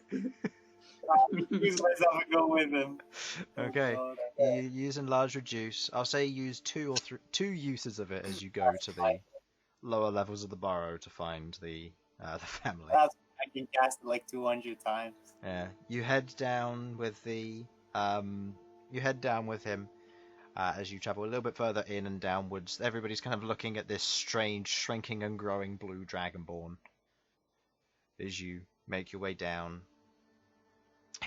All the way, he's munching on biscuits, and you watch as various other kobolds otherwise reach over and grab ones from his plate. He doesn't seem to notice.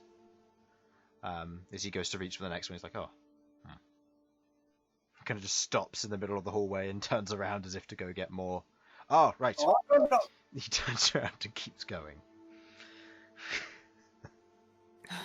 You make your way towards what looks to be kind of a small alcove where it would lead into another room. And you see on the inside is a leaf-littered room with what look to be tiny sewn-together leaves in strange Dreamweaver-like patterns. You see Helen just currently sat in there sewing things together. You guess that her skill probably lies in tailoring. As she's sewing these things together, and Marcus kind of goes up. Helen, you have a guest. And she turns around and goes, oh, I don't recognize him.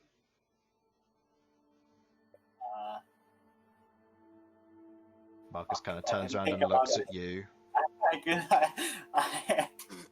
Whoops, I didn't think about this. What do you do? Wait, what? I'm confused. He's a blue dragonborn at the moment. This isn't Bern that she met. Fireball. Okay. Okay, maybe mention Sasha. Are there humans in this, or? They don't have anything against humans. It's just you'd stand out if you're a human. Yeah. I'm a friend of Bern and the others that you met in. The dwarf. You can say the dwarf. It's fine. Roll me a persuasion check, please. Would this be a persuasion or deception? It's a bit of persuasion because you're trying to tell the truth. I mean, it's kind of the truth. I'd say persuasion, given you're trying to persuade her that you're friends of you. I don't know how this works. Alright. No one saw that. Lucky. It happened. There we go. That's like a plus whatever the fuck, 11. Plus 11? 27? She got a 4, so... Oh my god. Yeah. Oh, okay. You could tell I have a low life expectancy.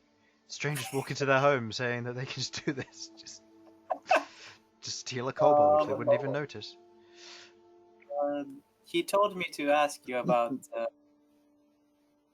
if your sister was here to ask about the sculpture. Oh, yes. do you want to meet her now, or...? If she's here, yes. Okay. Again, deeply concerned. Like, They're kobolds. This is their forte, getting easily persuaded and deceived. Oh my god. It's not I wrong, could make that's an the army thing. of kobolds. You The could saddest thing just is- persuade them you're doing the right cause and hire an army of kobolds. The saddest thing is I would have beaten her even with the nat 1. Yeah, I know. You could have left it and saved your lucky. Alright. You use Enlarge Reduce again a few times, leading as you're led down towards another room. Marcus kind of disappears off as you're led further into the burrow. As you eventually reach what looks to be another alcove, you see a snow-scale kobold. As she's currently sat there, you see that on her right ear she has a number of piercings that go through the ear itself, wearing what looks to just be kind of black leathers and a apron, as she currently whittles away at a few more icons and other figurines. There you go. I'll leave you to it. Thanks. Excuse me. She I am turns a- around and kind of looks at you. Hi? Fuck, how do I explain this? I'm a friend of a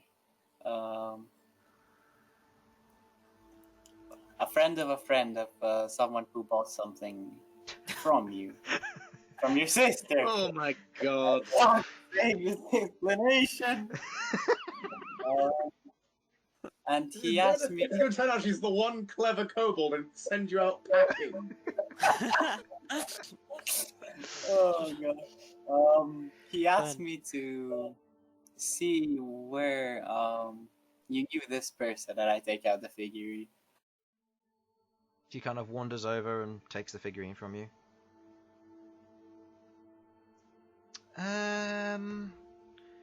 This one is Senge.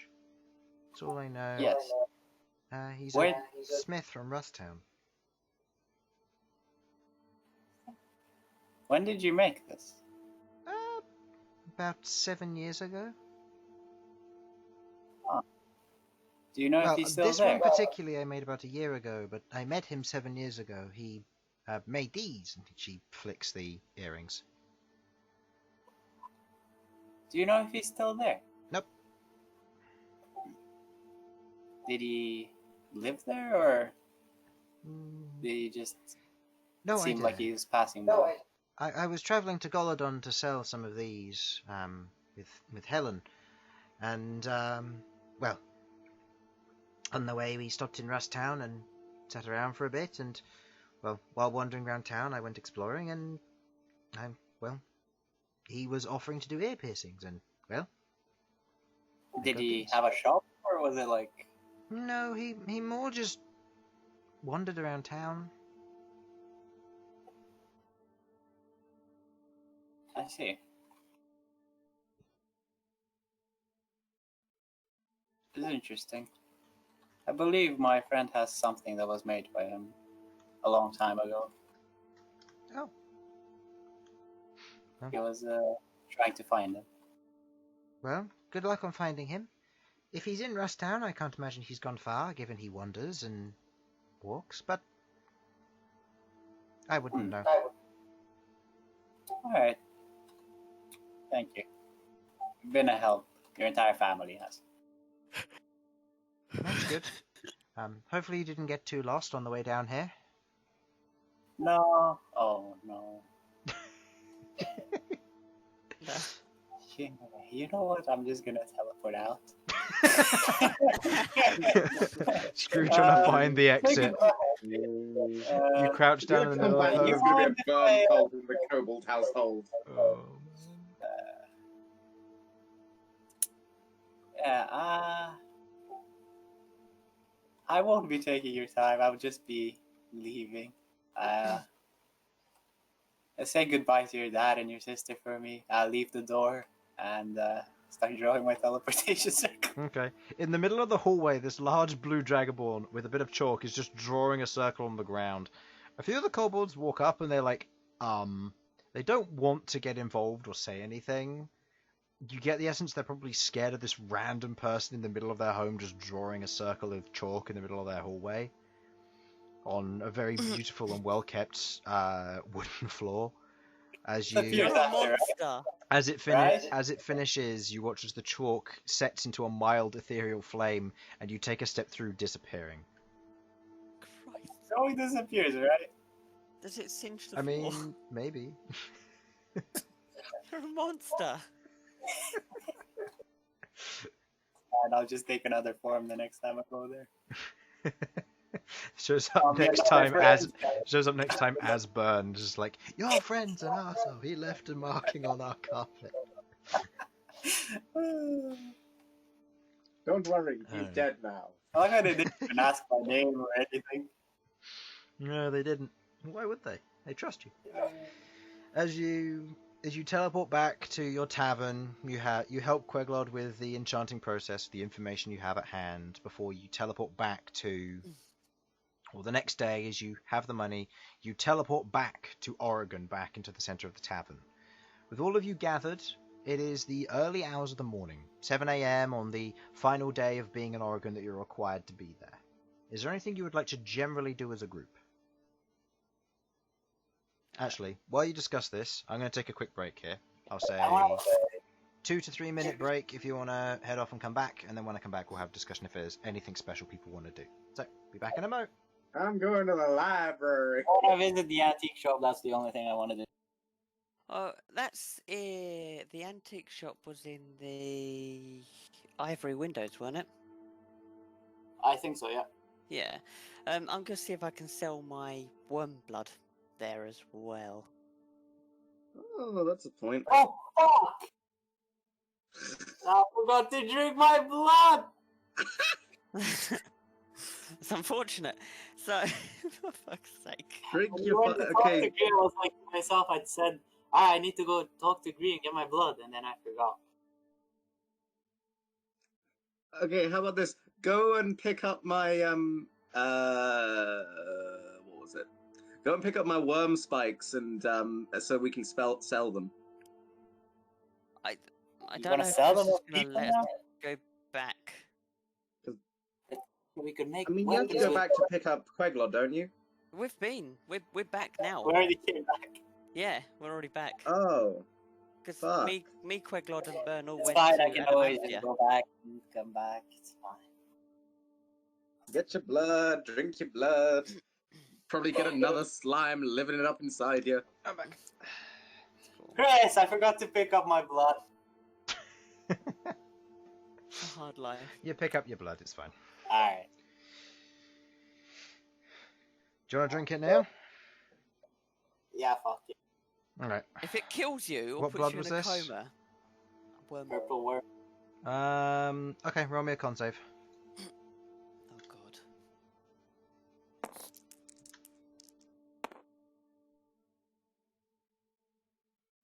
17. 17? Okay. You take the refined blood of the purple worm, you down it.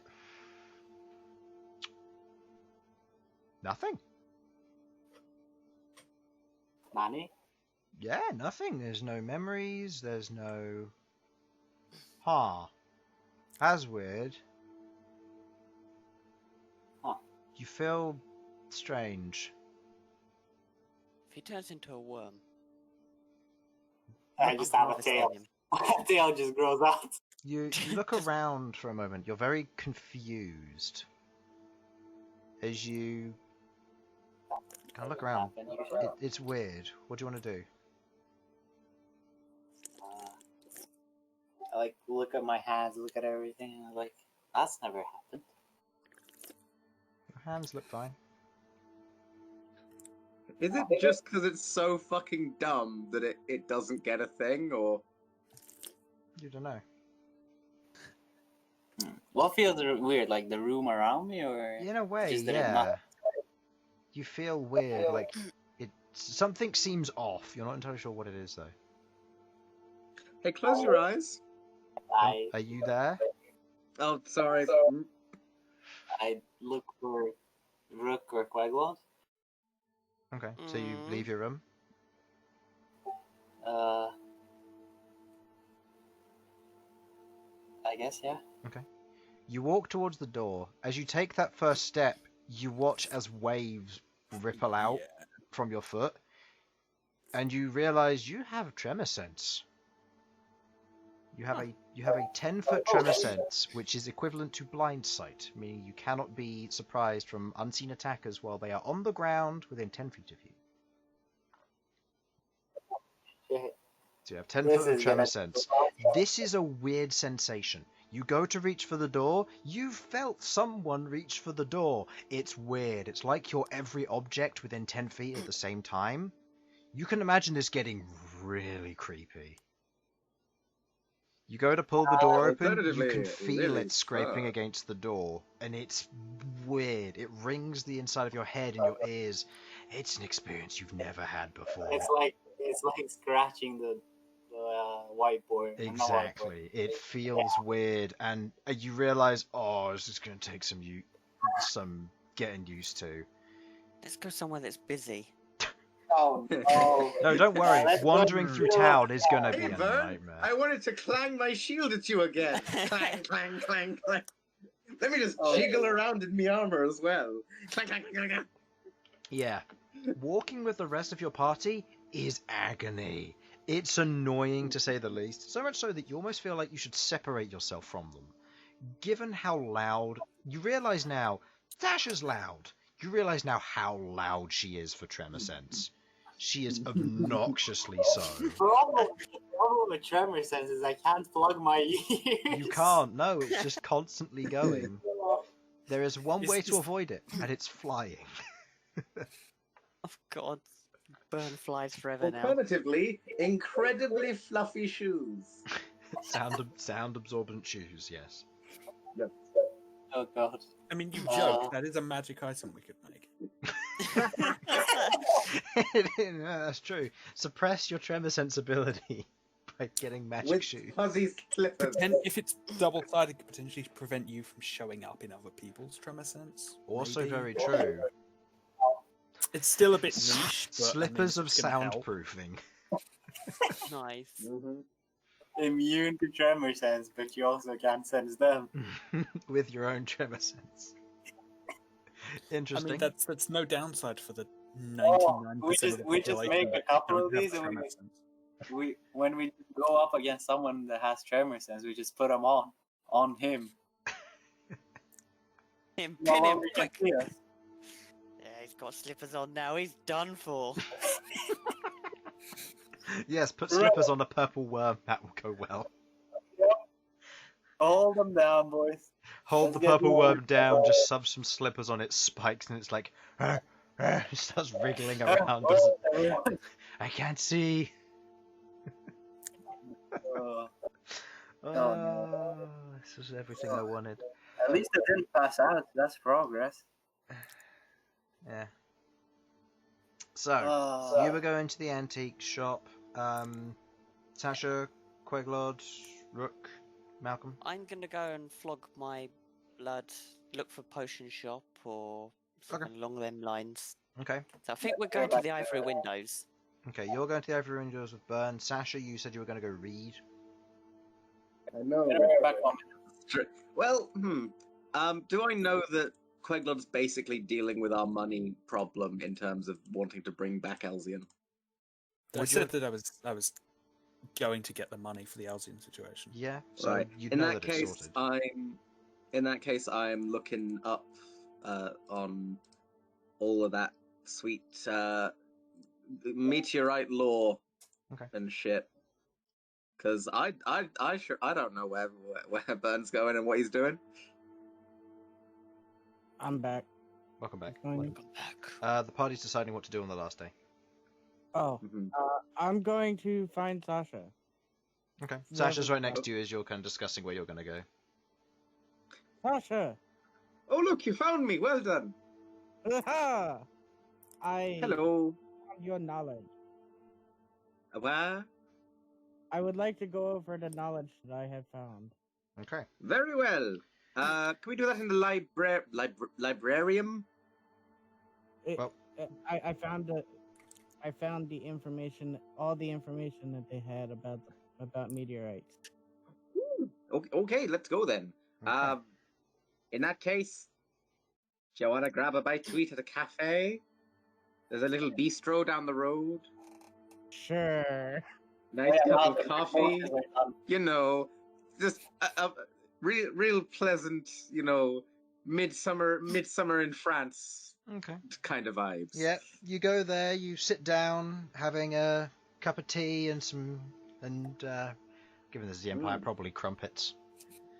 Oui, baguette. You, no, you sit down, you have various things. Sasha thinks the capital is just France. That's it. Alright. What is That's the, the new thing. I'm Yep. so sorry. No baguettes, no.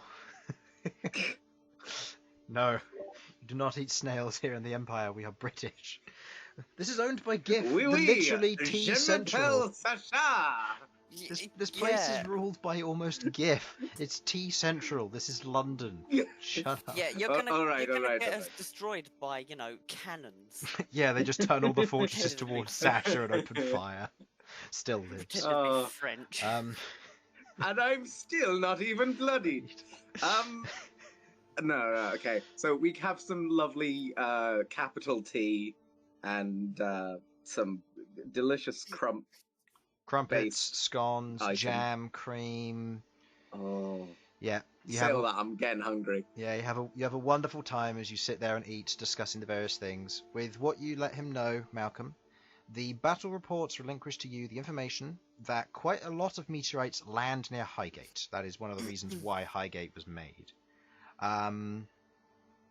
As you, sorry, as you kind of let him know the general knowledge of what you found, there seem to be a group of factions that typically fight over typically fight over the meteorites that land. Quite a lot of the meteorites that do come from the volcanic plane of existence that lies between it's kind of in a very weird spot between air, earth, and fire in its general mix. Roll 20 and then yoink your blood. I will decapitate you. Do not take my blood Like, without don't, permission. don't yoink my blood. Just ask. Yeah, Do you really think we're going to say no? I hope. Yes, I'd I give was. you the blood, Exactly. and you'd get Alright. furry or Yeah. get hooves. Usual stuff. Fuck BT. Fuck Love BT. Fuck BT. Fuck BT. Fuck The ritual has been completed. Praise be. Yep. Praise be. Fuck BT. Which actually gave me Praise an be and idea. fuck BT. It gave me an Mhm. idea the other day. Seeing fuck BT when it happened. I'm going to ask all of you. I'm going to give you the words, which is going to be fairly simple, and you're going to perform the singing, and I am going to mash it all together to make a symphony, and I'm going to play it whenever it breaks, God. Yeah, alright. That's- because they deserve it. 5 years of bad service without succeeding blame to on fix your this true problem idol. and bad management. Yeah, I'm going. They deserve this. Play when your stream is idle. My stream is idle. Yes. That's just mean. But yes, I love this idea. Okay. Oh my goodness. So we've established we theoretically have enough resources to resurrect Elsyan now. Yes. We have to get the dime. We have to Yeah, take. we need to buy the diamonds, which means 13,000. Yeah, and convert things. finding but someone all in who all, has Okay. 25,000 gold's worth Yeah. of diamonds. Well, but no, yeah. it's just 13 because we can substitute the 12. Oh, yeah, right. diamond. Yeah. we just need to do some refinement on them. But I have proficiency in jewelers, prospectors, and lots and Yeah. enchanting and shit. So Yeah, you're fine. we So, probably good on that front. Okay. so the information Yeah, you got you from can have the the 13, and I'll have the other two then. yeah, the information you got from the battle reports. Highgate itself does challenge the local tribes to otherwise attain the meteorite. One such tribe is a group of goatmen, or satyrs, which otherwise proceed to call the meteorite sacred and thus stake their claim on it immediately. And another group is gnolls. The gnoll group proceed to fight over its true raw minerals and resources, and they otherwise go to claim it, killing a large portion of the satyrs and fighting off members from Highgate who also try to claim it, who are mostly dwarves. Right. But that's the battle Oh, report. What I'm hearing here is we kill all of them and take it for ourselves. So dwarves, goat people, and I essentially say gnomes. we don't kill the people from Highgate, and probably not the satyrs too. You can kill the gnolls, but Okay, let's kill the gnolls, and then take the meteorite. Because we don't have to kill the others, but I'm not leaving without the entire meteorite. we can just scare the shit out of the rest. You don't need the entire thing. He wants to take the whole I know, thing. but if we're going to the effort, I want to. Fair enough. We don't need it, but we want it. Well, it depends how Okay. big it is. I mean, if this thing is massive, trying to carry that could be. Yeah, keep in mind, large meteorites make a massive crater. You're looking at killing hundreds of things within a several mile radius. So it's probably not going to be massive. Something which Stardew does wrong, it should instantly kill you when the meteorite lands. Anyway, Oh, shit. Yeah, of course. a mod Why that not? blows up your house when the meteorite lands. Flipping heck, that'd be a short game, wouldn't it? Oh, it'll be fun. Anyway, but yes, so that's what you generally get from the battle reports. You kind of give this away, and that's the most common area that it does land. With Bern's confirmation, you get the same. Heading to the Ivory Windows, you travel there and you get a general look around. You were looking for a place. You were going to the antiques shop, Queglod. I'll go to the antique shop as well. I don't have anything special to be getting on this. If I can have all the money, I'll go searching for deals on. Actually, no wait. Oh, you are two of the charismatic ones. Shit. Well, you're buying diamonds. You can buy them for stock price. It's not going to be an issue. All right. Okay. In that case, I'll go out buying that. And how quickly can I get all of the crystal converted into usable material? It takes a day per block to break it down. Yeah. 12 days. 12 I had days, but intended- each person can do this. It doesn't require proficiency. It's just grinding it down with a mortal and pestle. It's nothing special. Okay. Okay. So you could hire help if you wanted to. Yeah. Genuinely. Yeah. Unskilled labourer. I think there are actually rules in the PHP for that, or the DMG for that. Yeah, I mean that's what you were given money equivalent to a skilled labourer doing 10 hours of work, which is a gold an hour. But it's a skilled labourer, and you said the first 10 hours are free, so they took that as it was. Unskilled labour is 2 silver pieces an hour, and given it's going to take you 8 to 10 hours to break down one of these blocks, that's 4 gold per. 4 to 5 gold per. So. Really not Fuck too it, bad. I'll pay that right fucking now. Okay, we'll have to do this in order because obviously that matters. Yeah. Because all the blocks are currently at your warehouse at Adamantia. True. Couldn't we just send a message to a board to get maybe the staff that aren't doing anything to start breaking them down? Sure. any staff Sasha, what would you actually- like to send to them? To our bod? Okay, I'm going to say, shit. Don't Okay. say that. One word. I'm not, shush you. I'm thinking.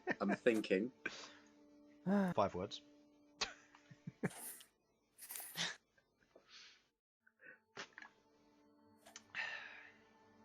I will begin the message that I am going to send now. Abbott, please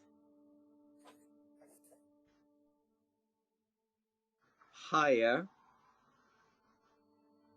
people or free staff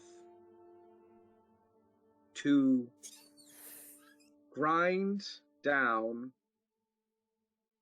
crystal blocks in warehouse into usable magical components.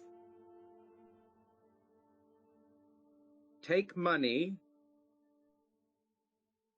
from Tavern Fund. 3 kisses, like XXX. Sasha. You only had 2 words left, so you get XX.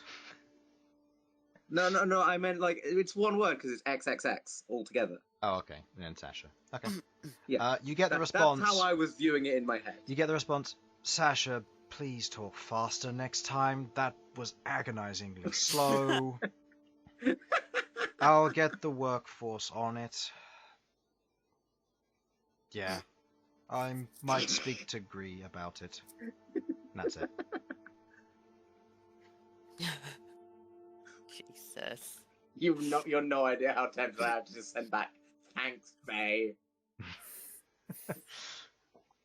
All right. So those will be ground down in 1 to 2 days' time.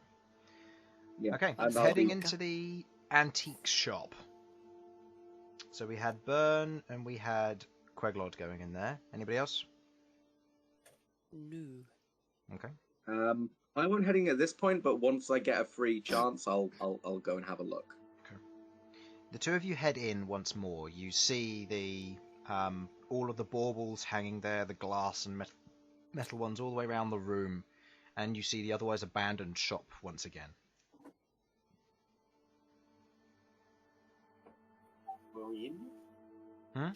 Oh, antiquarian. No, the thing that you hadn't Oh, gone no, into no, was the no. carpentry one. The Wildwood carpentry. You hadn't gone into. Well, The antique. Wait, this were you- isn't the antique shop. Hmm? The antique shop was next to it, which you said was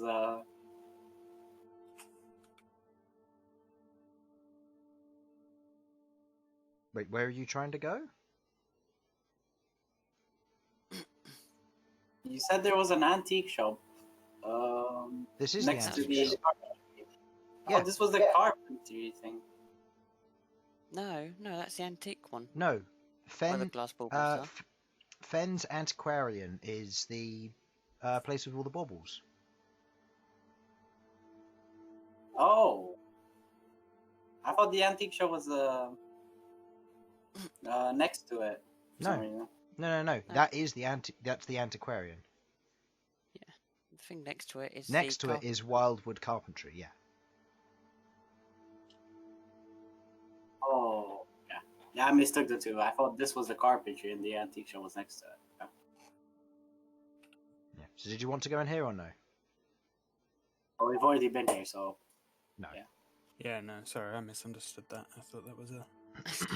Ah, to okay. walk in, walk back out. You walk I in, thought the antique shop take a was look distinct. around, and you leave. Okay. You head back out into the street once again. You can see all the shops in kind of full flow and movement now as the environment here is heaving with people. ah, my ears. Yep, your ears. Not even your ears, your everything. Your head is ringing.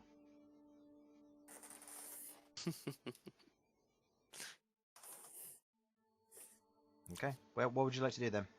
You were going to try and find an alchemist, Rook. Yep, alchemist or Give just me- somewhere I can sell this. Give me an investigation check then, please. Hang on, bear with me. I have just realised that I haven't actually rejoined tabletop yet. Oh. Do you want me to roll for you? To be honest, you can do. I am in. Really don't care though. Come on then, you roll. Me rolling typically either has bad consequences or good consequences. That is whatever it is plus 6. Plus 16? How did you Six. get that? Plus 6. Okay, 19. You look around for somewhere you might sell this. There are people who are selling vegetables, foods, and stuff like that. There's not much here, but then you see off to one corner, one side of this, you see a shop called Talesmith's Tonics. Seems to be some form of alchemists. I am going to head in that direction.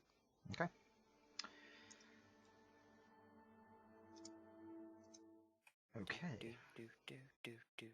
Yes. By the way, Infernal went to go buy milk for the baby. Yeah. He sent me a message. He, of course, is the baby. Yes, of course.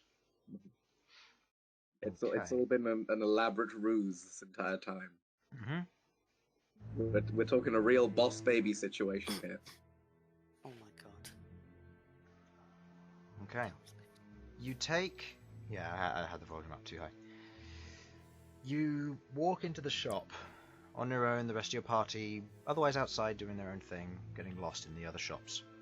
You head in, ding-ling. Door closes behind you. The smell of chemicals fills this room. You can see that the floor is otherwise pot-marked with various small burn marks here and there. The otherwise countertop is smooth. It is smooth with kind of wear across the top, but the edges are splintered and rough. You see that the shop front itself is plain and desolate. There is no decoration, no carpet, no showings of anything. As you hear footsteps from out back, and you watch as a halfling wanders out from an archway. You see, as he walks up a small set of stairs to be the same height as the countertop, a male halfling, old, broken nose, as it kind of, which is broken and healed several times over the years and is otherwise bent to one side. You can see that his hair is frazzled, and otherwise parts of it have burnt away in various experiments, as the black hair kind of poofs backwards, almost like he's just been hit by a wave of air. You see that he has a mustache which just sticks out in two very pointed motions, almost like needles or pens, to the right and left, going far beyond where his ears lie. As he looks at you, just eyes you up for a moment, waiting for you to do something.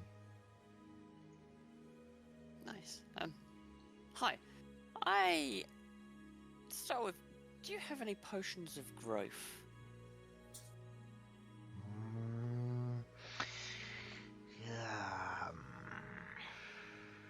He mutters a few things. You don't understand Halfling, do you? No. No. No.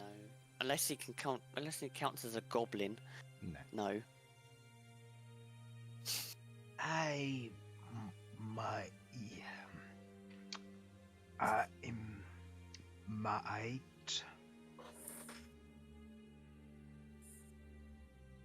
Halfling. Okay. Right. I mean, clearly you would have think that was a yes or a no situation, but okay. Alright. Would you also be interested in buying some blood?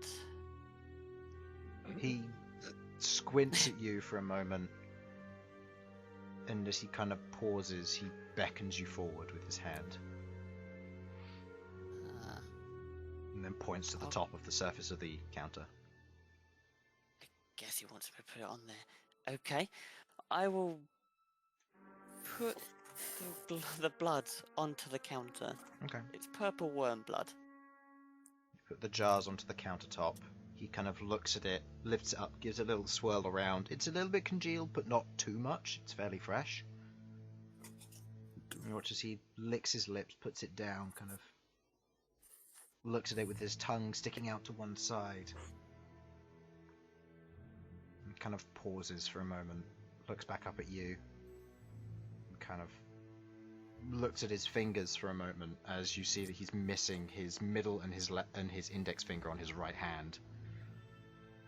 As you watch as he kind of counts on them, just trying to add up. You're not entirely sure what for. And then he pauses and pulls out a gold piece and places it down on the table. Just looks at it and then holds up a 2 and a 3. 2 and a 3. Hang on a second. I'll be back in a minute. I'm gonna grab the stuff. I'm gonna run out to Elsyan. Like, Elsyan. there's a Not here. guy. I don't Elsyan's dead. understand him. No, Elsyan. Fucking. Ah! Queglod. Queglod, perhaps? Yes. The upper the charismatic one. Yeah, Queglod. Hmm. Can you help me? This guy, I don't understand him. He's waggling fingers at me. I don't know what it means. I can have a go. Thanks. When you say he doesn't understand you, is this an accent thing or a language problem? He's a halfling, and he muttered something in a language I don't understand, and then put a gold on the counter, and then waggled a 2 and a 3 at me. Don't know what that means, but yeah, you might have more sense. I'd like to say a couple words in Halfling. Like that. They sound similar. Did it sound like that at all? Yeah. All right, I should be able to speak to him then. Lead the way. Okay, I will lead him. Fucking is alright. Is Queglod a male or female here? I'm having a moment again. Female. Cool. I will lead. God, I'm gonna have to put genders and everything here. Right, I'm gonna lead Queglod to the shop. Okay. Leading Queglod over to the tonics, you head inside once again. He currently stands there, kind of thrumming his 3 fingers on the desk on the countertop. As he looks over, he sees Queglod and says in Halfling, "Oh, thank goodness he's got a friend. This has been a lot harder otherwise." Yes, I'm here now. So, Rook, what were you trying to get going? Okay. So I've got 4 jars and 13 vials of purple worm blood, and I am trying to sell it, but there is a language barrier. Okay, so we're attempting to sell purple worm blood. If that's something that you sell here, that you trade in That's here? what he was trying to sell. I thought it was tomato sauce. Looked a bit old. That makes a bit more I'm sense sorry, why he'd bring that to an alchemist. 4 jars and 13 vials, was it? Yeah, just whatever he can take. Yes, yeah, we've 4 jars and 13 vials, so as much as that as you can buy. Ooh, that's a lot. I probably don't have enough to sell that, or to buy that straight up, unless you're willing to buy stuff from me, but I could probably buy 1 jar and 2 vials. Probably say 2,200 for the jar. Probably, I'd say about, let's see, 300 for the vials. Okay. You can buy 1 jar for 2,200 and 2 vials for 300 each, but he doesn't have enough money to buy any of the rest. He does say that we can trade for them, however. Or, That's fine. I will in effect, take that. buy items and give him the blood as payment instead. Okay, I will take that, and if he has any potions of growth, I'd like to buy 4 of them if possible. If he has them. Okay. How much do you normally buy for a potion of growth? Spend, rather? I think it's 250, I think. I can't remember. Is it 250 I spend, Chris? Give me a moment, I'm going through the shopping list. Who'd you usually buy them from? Just anybody?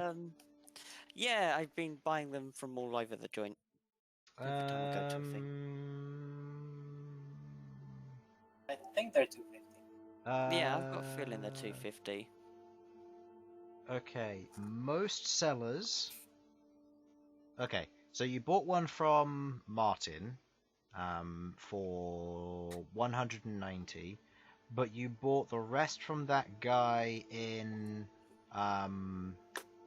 Cragamble for 240. Okay. So, So the between price 200. varies between 200 and 250 roughly. Okay, right. So yeah, it varies. So Okay. We'd be happy to accept a deal on the sale, and how much would you want? Do you have potions of growth? Oh, that's what he was asking. Yes, I'm not good with common, Oh. you see. Well, Isn't that a language you learn just by existing? it is if you're educated and your intelligence is higher than 10. Wait, how is this guy making these potions? Yeah, well, wouldn't you like to know? You're not there.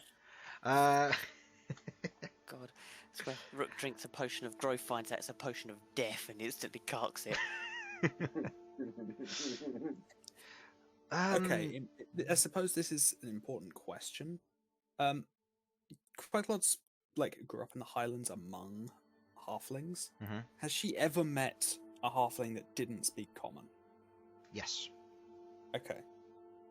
Yeah, the And Highlands they weren't being a moron. Yeah, it's not necessarily moronic. It's in the Highlands there's no need to learn common unless you are of the higher society. Right, yeah. It means that there's language barriers between tribes, but when you've got Goliath shouting at Minotaurs, it typically doesn't matter because they're going to use axes and swords anyway. It's fine. Yeah, I just want to know that the fact that this guy doesn't speak the language that everyone speaks isn't necessarily a sign that he has no business making potions. Yeah, correct. Cool. Okay, no problem. Yeah, continue. Potions of growth, I have 3 of them. It's 3 or 4 I have in stock. I'll sell them for about 200. So 2 vials for 3 potions. That sound good? Yeah, sounds. Yeah, that'll That do. seems fair. Alrighty. You can assume I'm translating everything Yeah. pretty directly. Yeah. Right then. I'll go get those. You present the vials and jars. I'll take a look at them and buy them off your hands. He All kind of right. hops down That's- from the that's counter, heads out back, one comes jar- back one with jar. a number of the potions of growth. You see the signatory or the signature bead that expands and then contracts inside of it and expands and contracts, giving off, which you've seen several times as you've downed potions of growth in the past. Yeah. As he I puts them think onto Rook scroll might in front of actually him. have a problem. He's addicted to potions of growth. He really is. They're useful. They are. So you try, and he puts what looks to be a sack of gold on the table and just begins to kind of pull chunks of it out and kind of stacks them in neat piles relatively quickly.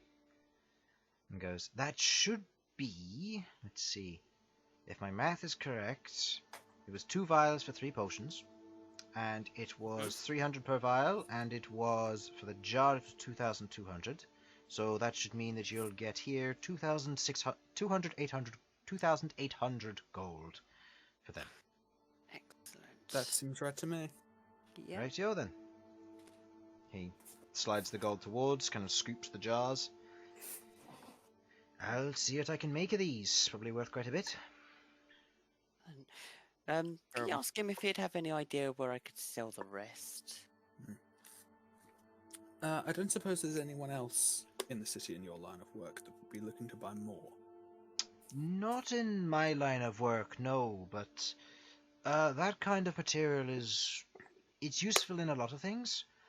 If I remember correctly, blood such as this can just be relatively good for collectors, and it goes for high price alongside dragon's blood.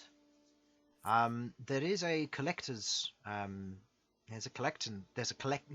collectors guild in the flagged halls.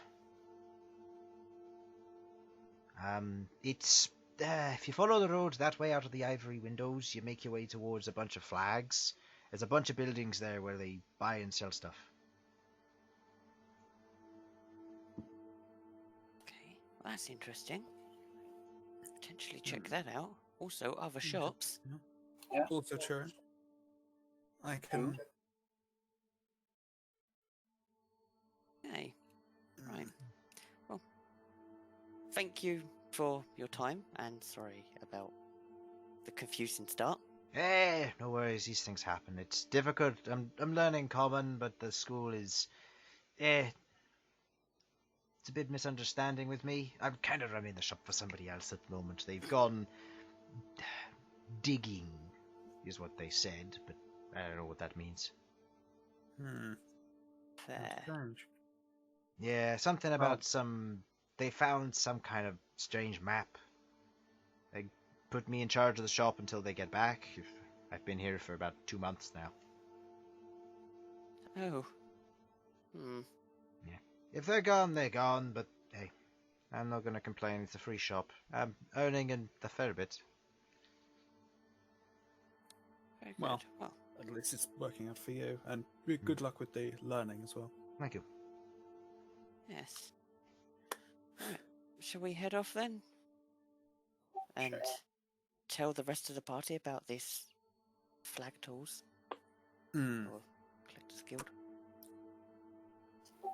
Yes, Okay. may as well. May as well ask if any of them want Check it any out. potions as well. They could come in and trade for them. Okay. Bern. Oh. You're doing anything? I assume I was with them. Oh, not for this. Rook went in on his own and then just nicked Queglod to translate. So you're currently standing outside, I guess. Yes. Anything interesting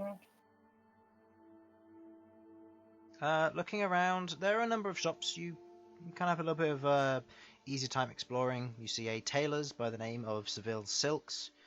You obviously see the alchemists you're at. You see a jeweler's called Mosaic Vanity.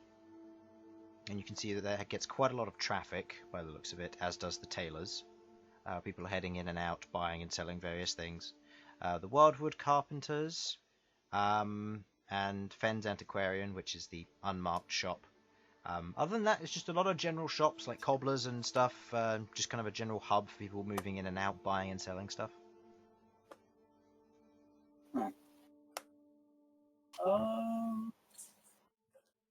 Don't think I'd particularly be wanting to buy anything right now. Okay. Unless there's a magic shop. No. The only magic shop in town is the Wizard's Ward. Okay. You... Also, what were the 2 scrolls called which I bought? Which are the anti-invis thing? see invisibility? Yeah. Yeah. That's what they're called. Portion of see invisibility. Yeah, scroll of see invisibility, yeah. That'd be quite helpful. Yeah. Okay, so... Travelling on, I assume you're all heading to the flagged halls. Yeah, if everyone's cool with that. Yeah.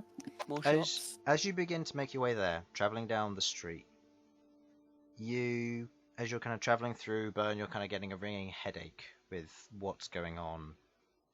Before you have someone stand in your way and kind of impose, almost, as if to block your path. I stop and look at them. How tall are they?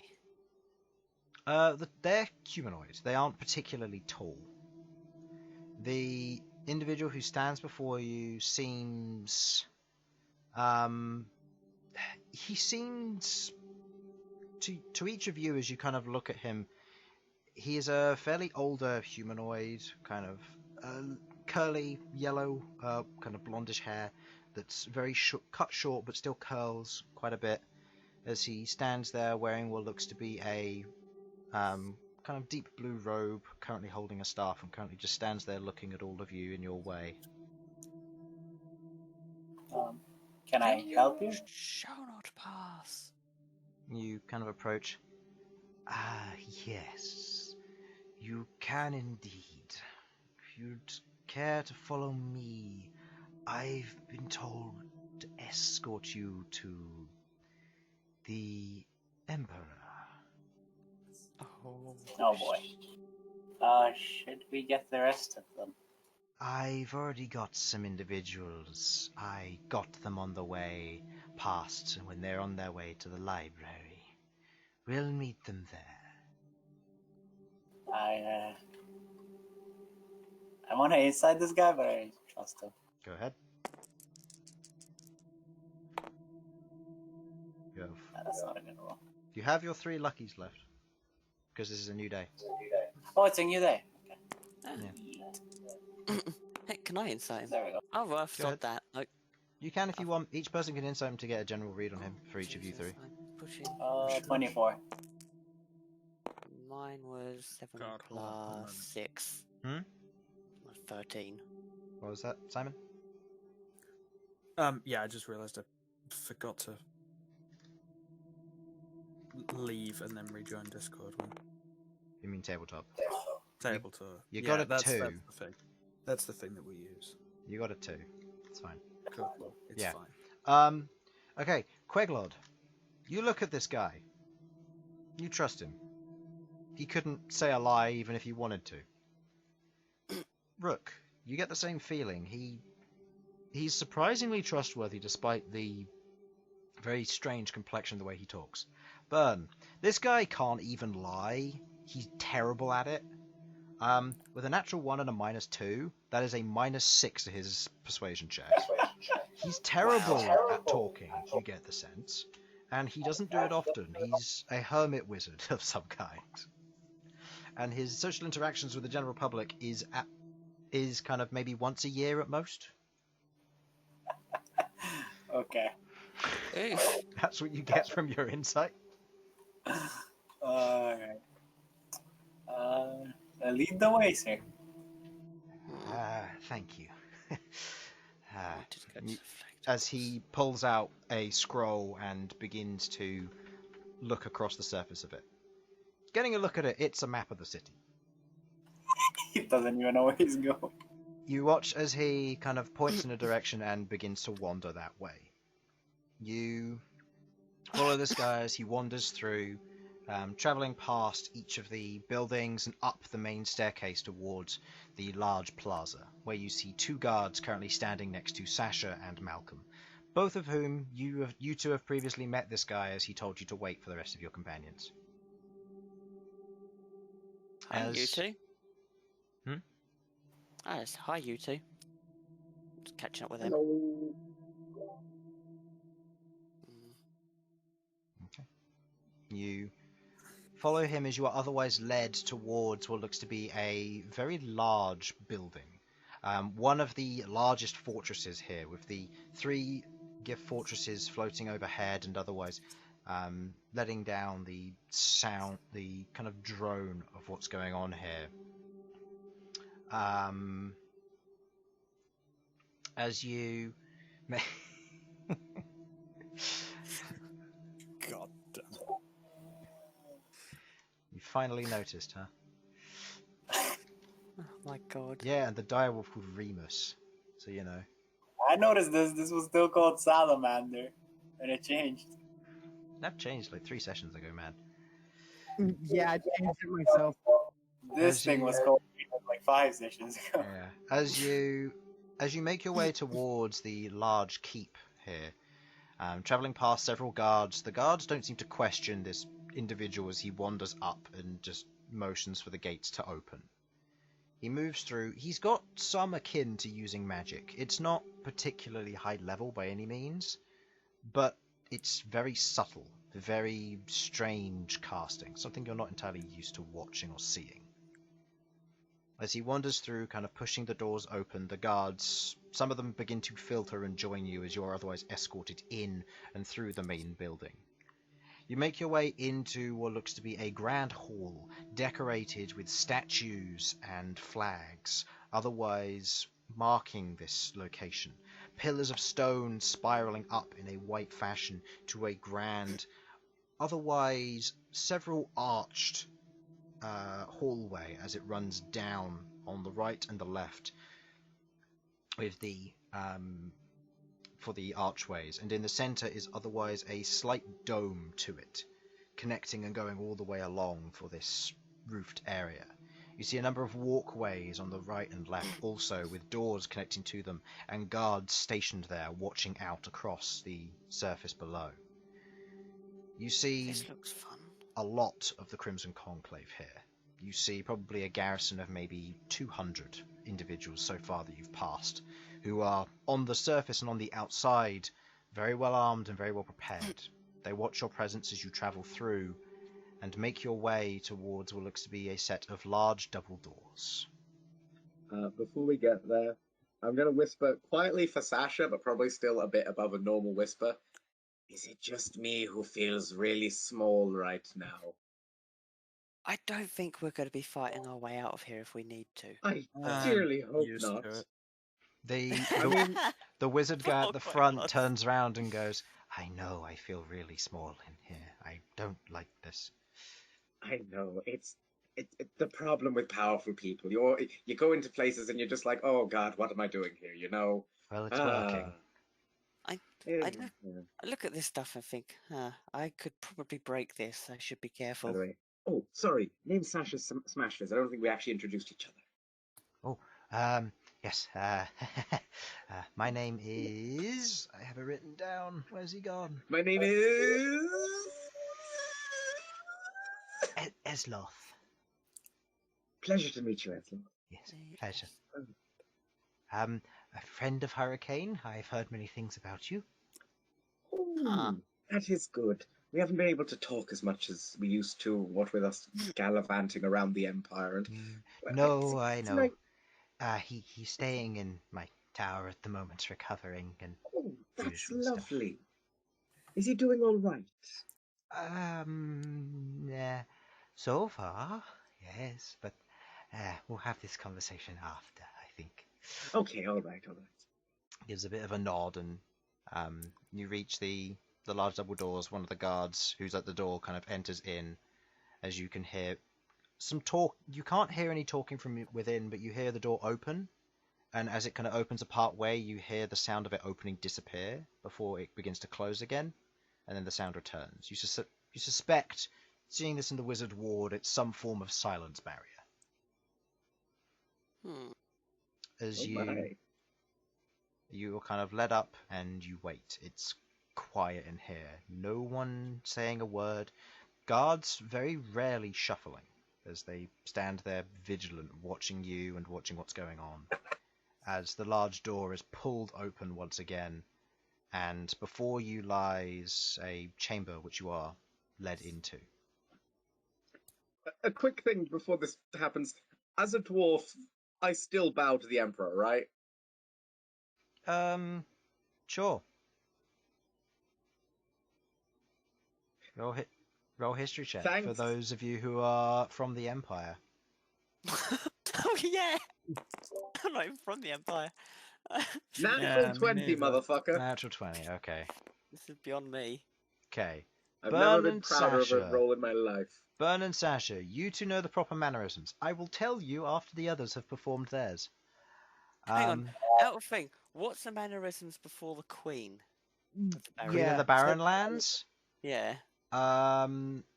Okay, I'll give this one to you because you'd probably know this. You've never met her, but anybody of authority is to take your right fist, slam it against your chest, and go down onto one knee. Cool. That's what I'm doing. Yeah, that's what I'm doing too. Queglod. In the Highlands, it's Yeah. typically who shoots first. So, Okay. Use your best judgment. What would I learn of like formal customs from being in the Empire? Is it just bowing or kneeling? or what? typically it goes to bowing or saluting most of the time. That's what the guards seem to do. For civilians, to higher individuals, it seems to be clapping, but that's probably more just a celebratory thing. It's hard to tell. Bowing or kneeling, something similar. Clapping your hand really quickly. How powerful? Okay, I'm gonna. How powerful are you, Eldritch Blast? I like Elsyan's one. It's pretty cool. Elsyan's Okay, one I'm is gonna- be dead. Oh yeah. Queglod.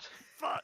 I'm gonna Oh, God. like go into a low bow quite slowly. Okay. Whilst keeping an eye on the other party members, so if they start kneeling, I can transition into that and be like, "Yes, that's what I was doing the whole time." Nice. Okay, so a subtlety there. Okay.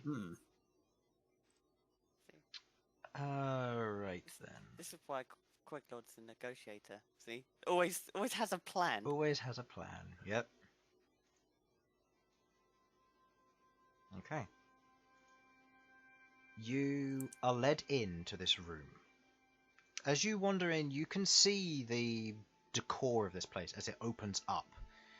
you see that this room is otherwise divided into what looks to be 3 main tiers. The ground tier itself, where you've seen very clean-cut white and grey stone around the majority of the city. This room is not like that. The floor itself is decorated with blues, greens, golds, and reds, as it is an entire massive mosaic around the inside of this room, spiraling around a central staircase leading up to what looks to be some form of platform that makes up the second tier. The platform itself is made of carved stone, which you're used to seeing, with a white railing that wraps around, with 2 metal loops on either side and a few chains dangling from each. You see that it opens up into almost an amphitheatre-style area from here, as it opens up to what looks to be 11 seats, each of which is housed by a person or humanoid of some form around the third tier of this room.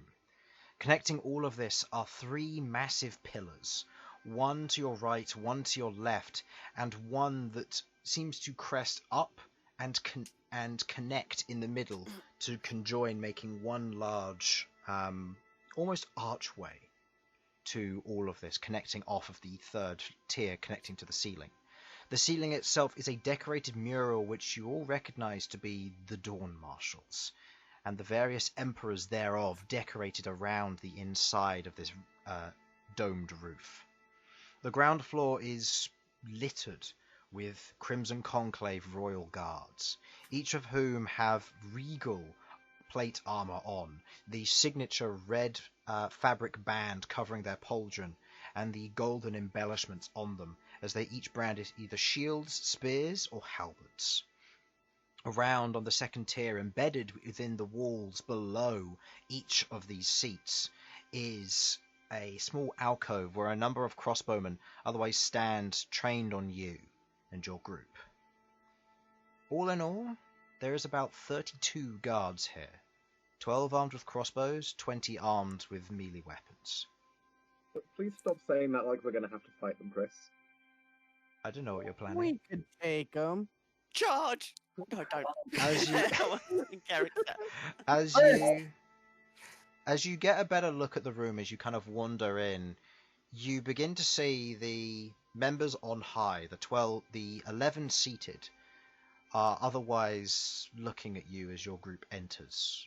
Some evaluating you, some not. You look up and you see some obvious, some not, as you know who they may be.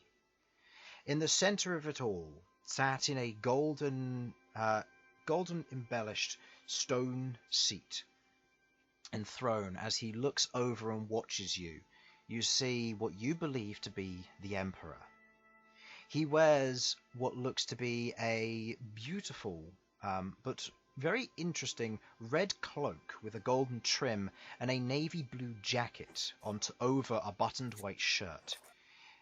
He is covered with what looks to be a faint purple glow as he sits atop the chair that wraps around his torso, waist, and shoulders, suggesting some form of mage armor. It's difficult to tell. Across his fingers you see a number of rings, which otherwise, some of them you recognize, rings of protection and other magical items that would otherwise protect or otherwise avert various magics you're unsure. But the most standout feature that you see is that he has a completely bald head, no facial hair whatsoever, and only a tiny amount of stubble otherwise peeks through, shading his face from the otherwise sharp features that keep him well kept as he stares down at you with an intriguing glare.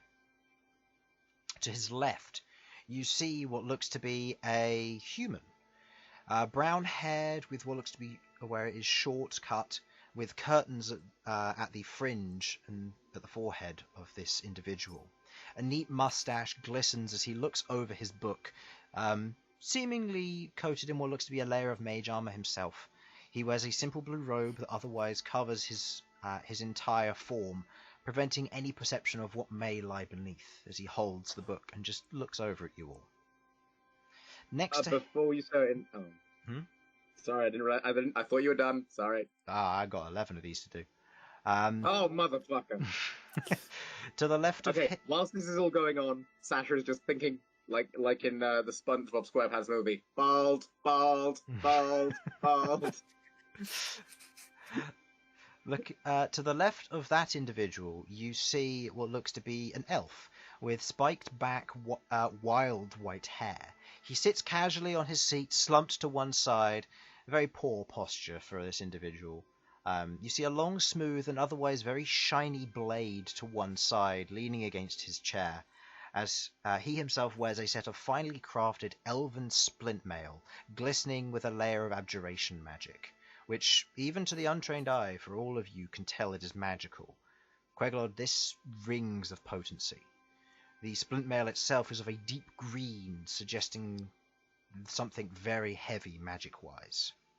I would say, Queglod and Sasha, thank you very much. I Yes. also know enchanting. You do.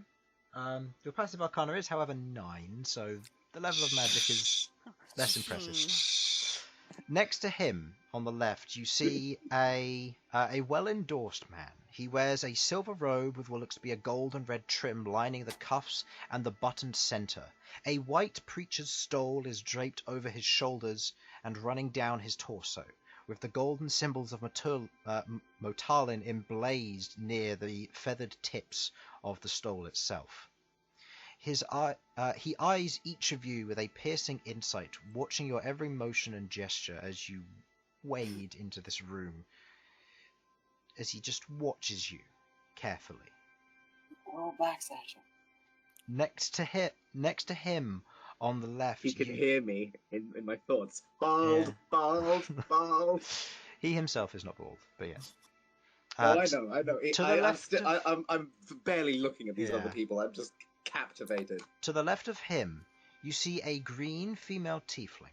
Sits in this next seat. Watching as you all enter, she seems calm and otherwise undisturbed by your entry as she takes you all in. She wears an emerald silk dress with a deep jungle green trim. Her hair is that of a hazelnut color as it flows back to about neck length, or shoulder length. Her horns otherwise are curled like that of a ram, ending in small wooden totems and tokens that hang, pierced through the horn itself. She looks over you with a little bit of eagerness, but otherwise a layer of suspicion to it also. And on the furthest left, you see another elf, this one wearing a set of studded leather armor adorned with leaves like studs, giving it a greenish shine. To his side, a large leaf-like tower shield and spear of bronze coloration sit. His hair is a bold color of almond, and let grow to extreme lengths, even among elven kind. Looking at Elsyan, for example, it is of an extreme length. His features are gentle, however, yet he adorns a few battle scars that match his tight yet muscular physique. To the right of the Emperor now, you see standing next to him a heavily armored individual. Thick, master-crafted black steel plate armor adorns this individual. They stand, not seated like the rest of these individuals. This one stands next to the Emperor, as it is adorned with draconic runes covering it, bones hanging from the pauldrons itself, as well as what look to be 5 red bands covering the pauldrons. The most you've ever seen is 4, as this individual stands there staring down at you through the fully plated helmet, disguising whatever they may be. But whatever they are, it ends in a snout of some kind. He currently wields what looks to be a large shield and a heavy warhammer at his side, as he otherwise stands at attention at by the Emperor. Seated to the right of the Emperor, however, you see what looks to be a glorious golden dragonborn. She sits perched at the edge of her seat, watching the party, specifically you, Sasha. She wears a set of silver and gold plate armor, and a massive greatsword lies to her side. Her armor is adorned with glaring symbols of Motalin, but strangely enough, her pauldrons and gauntlets are each adorned with other symbols. One you recognize to be a Turan. The others you can only assume to be the other 3 prime dragons that are said to have I created. would like to know that I have looked into those before, back when I was looking into dragons initially, online, but 20th Yes. session we had. Yeah, it's been a while, so you can only assume them to be the 3 other draconic deities in place on the other pauldrons and gauntlets.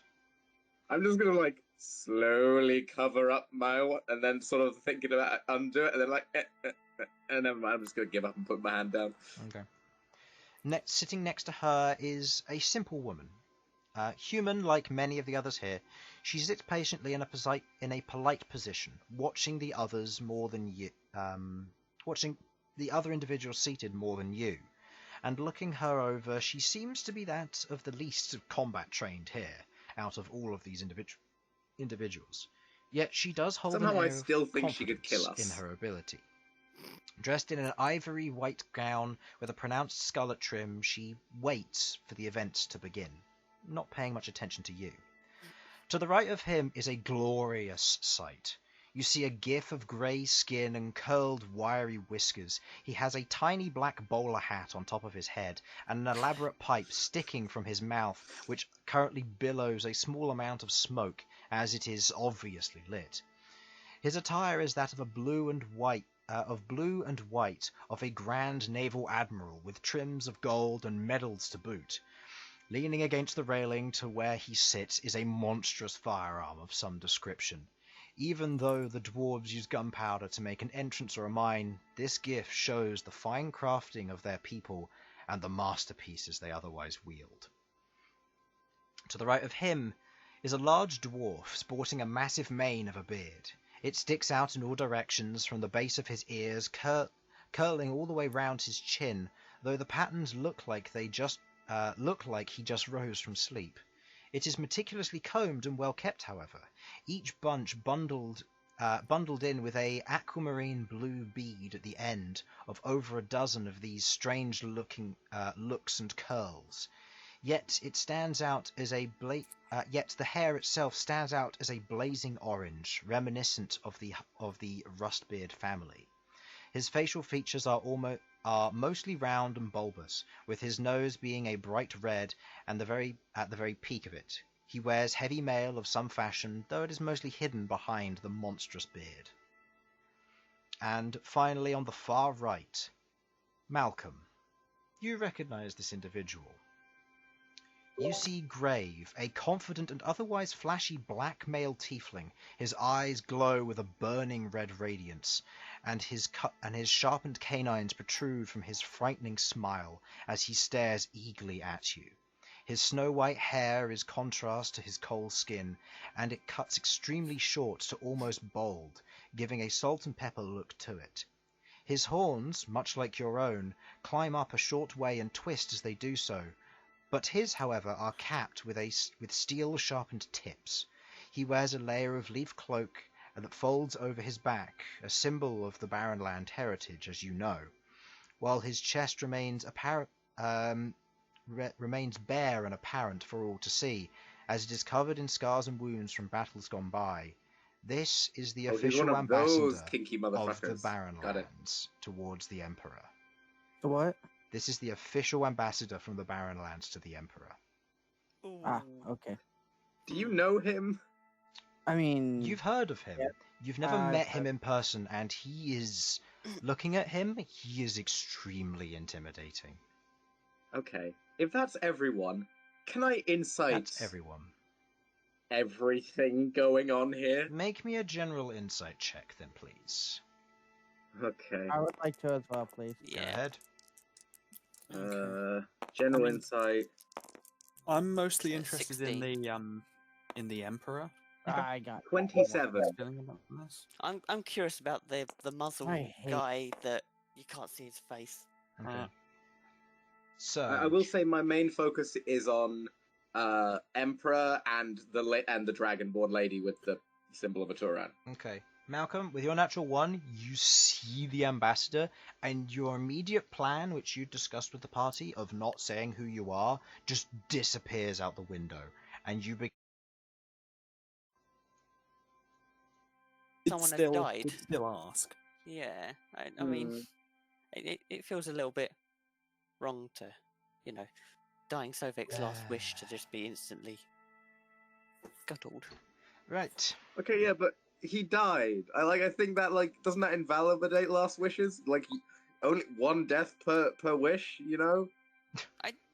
I don't think it quite works like that. I mean, his wish still stands for being a dying wish because he died. That's Yeah. Either was way, his dying wish. we're back. Yeah, but then for now this- Elsyan's died. That undo does the dying wish. That's how it works, right, Chris? No. Back me up here. No. All right, we're back again. Rejoin tabletop. Fuck Fuck BT BT, again. everyone. Yes, Fuck BT. really do. They're a terrible Fuck BT company. right up the ass. With a banana. My only thinking is looking at the time, Yeah. and Oh, given that you're going to want to give, I guess, a fair amount to this meeting because it's kind of important. yeah. The two disconnects kind of I could have scuppered the it time a bit. executed if, yeah. Yeah, the two I'm disconnects willing scuppered to the stay time. up for the results of my insight if we want to just call it there. I was gonna have the insight go through, and then I was gonna have it end Okay. there. So yeah, don't Cool. worry, I'm not gonna be I'm- alone. Because I won't be able to stick Yeah, around too much. no, that's longer, fine. And I want to. And you'll have do 2 this weeks to properly. plan, because obviously we won't Okay. have a session next week. But we'll get to the end of it. Yeah. So, Malcolm, did you hear what resolved from your one? No, Is he here? not really. Sorry, I had another phone call again. Where did I get to last time when I disconnected? Oh, just before you told us what was happening. Okay.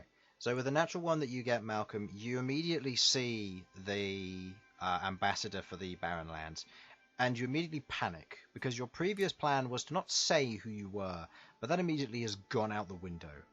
You begin to sweat, and you begin to panic as you begin to realize your plan isn't going to go as you might hope. You know that this individual can be very ruthless and very meticulous, and you begin to panic. Your insight just goes out the window with seeing this individual. Bern? 12.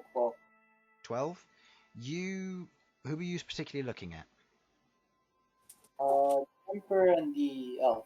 Okay. Which one? The one with super high armor. Oh, The- okay. the magic one. Looking at the Emperor, he seems to be waiting patiently. He is really hard to read. It's hard to tell what kind of a person he is and what attitude he might take to this, but it's difficult to say. You look at him, he's not really giving you much to work with. On the other hand, looking at the elf, who's otherwise relaxing, he seems very casual and relaxed about this. He doesn't... It's not like he doesn't care, but it's like he's here to watch and see what will happen, rather than to intervene and get involved. Queglod, what did you get? 6 total. 6? I was Look- focusing on the Emperor. Okay. Again, he's extremely hard to read. He's not giving you anything to work with.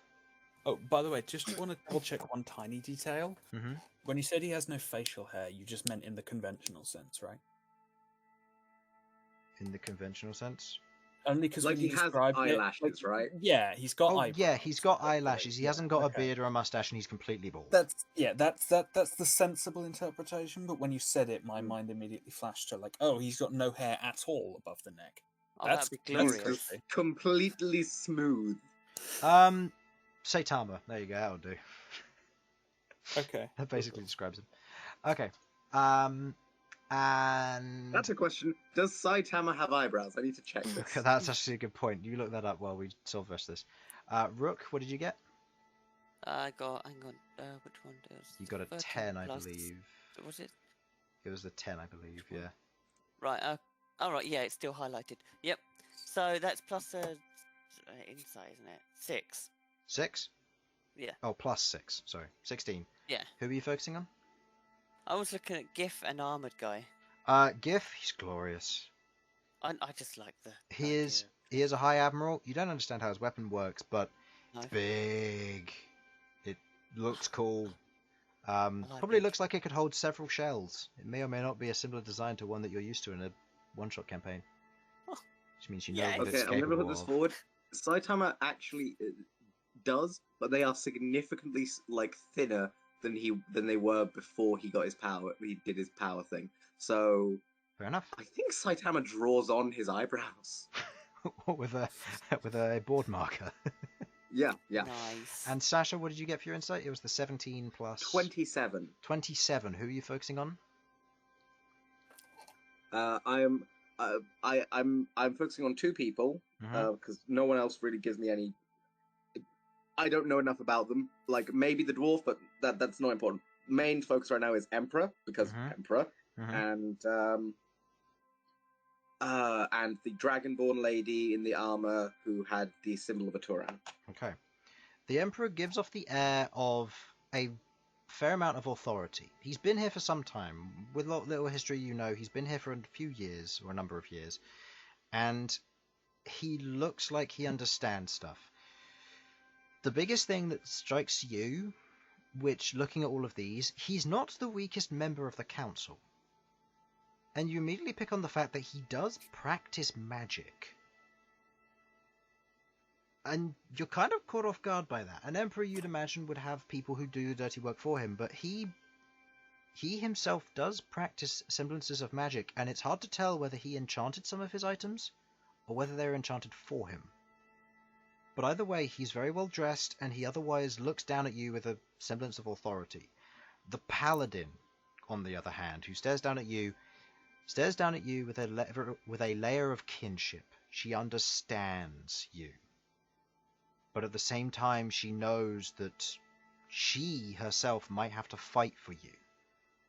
You, being a member of a Turan, it is illegal, yet she sits here with the symbol of a Turan and the other prime dragons boldly placed on her armor. She has either gotten here through being the fact that she is who she is, or maybe she's the one saving grace that might be able to stop you from potentially being illegalized because of the symbol you otherwise adorn. It's hard to tell what angle she'll take this from, but either way you get a hunch she's on your side. As you enter the room, an individual steps forward at the base of the staircase and otherwise reads out, "The Dawn Seekers. For the various matters on the transcript regarding Tower Keen, you have been summoned here to be spoken to and to have questions asked of you, which we wish to have clarified in detail. The first person we wish to speak to is..." And that is where we will end the session tonight. Please not Rook. For fuck's sake. So, It's gonna be Rook. We're gonna suffer. I want to make it clear. We've told him all of the things he did wrong. Okay, regardless of what's happened, we've told him. sure. I mean, all I know is that hematurgy bad, and mentioning the hematurgy was bad, but Rook really doesn't have a profound understanding of what spells are hematurgic or not. Prince of Blood. Remember what? Okay. Anyway, you can. What we discuss would have this told you is afterwards. under question. Yeah. As you, We'll have a talk, Jake. Yeah, as you're standing in the center of this room, taking in the surroundings and the presence here, you take a moment to wait in that moment of suspense. And this is what we will come back to. So next week we will have a week off, usual timing, and also a good time for them to plan some stuff and forget things as well, which is a wonderful thing. Awesome. Next week I may end up streaming another game, we'll have to see, but it won't be D&D, that's for sure.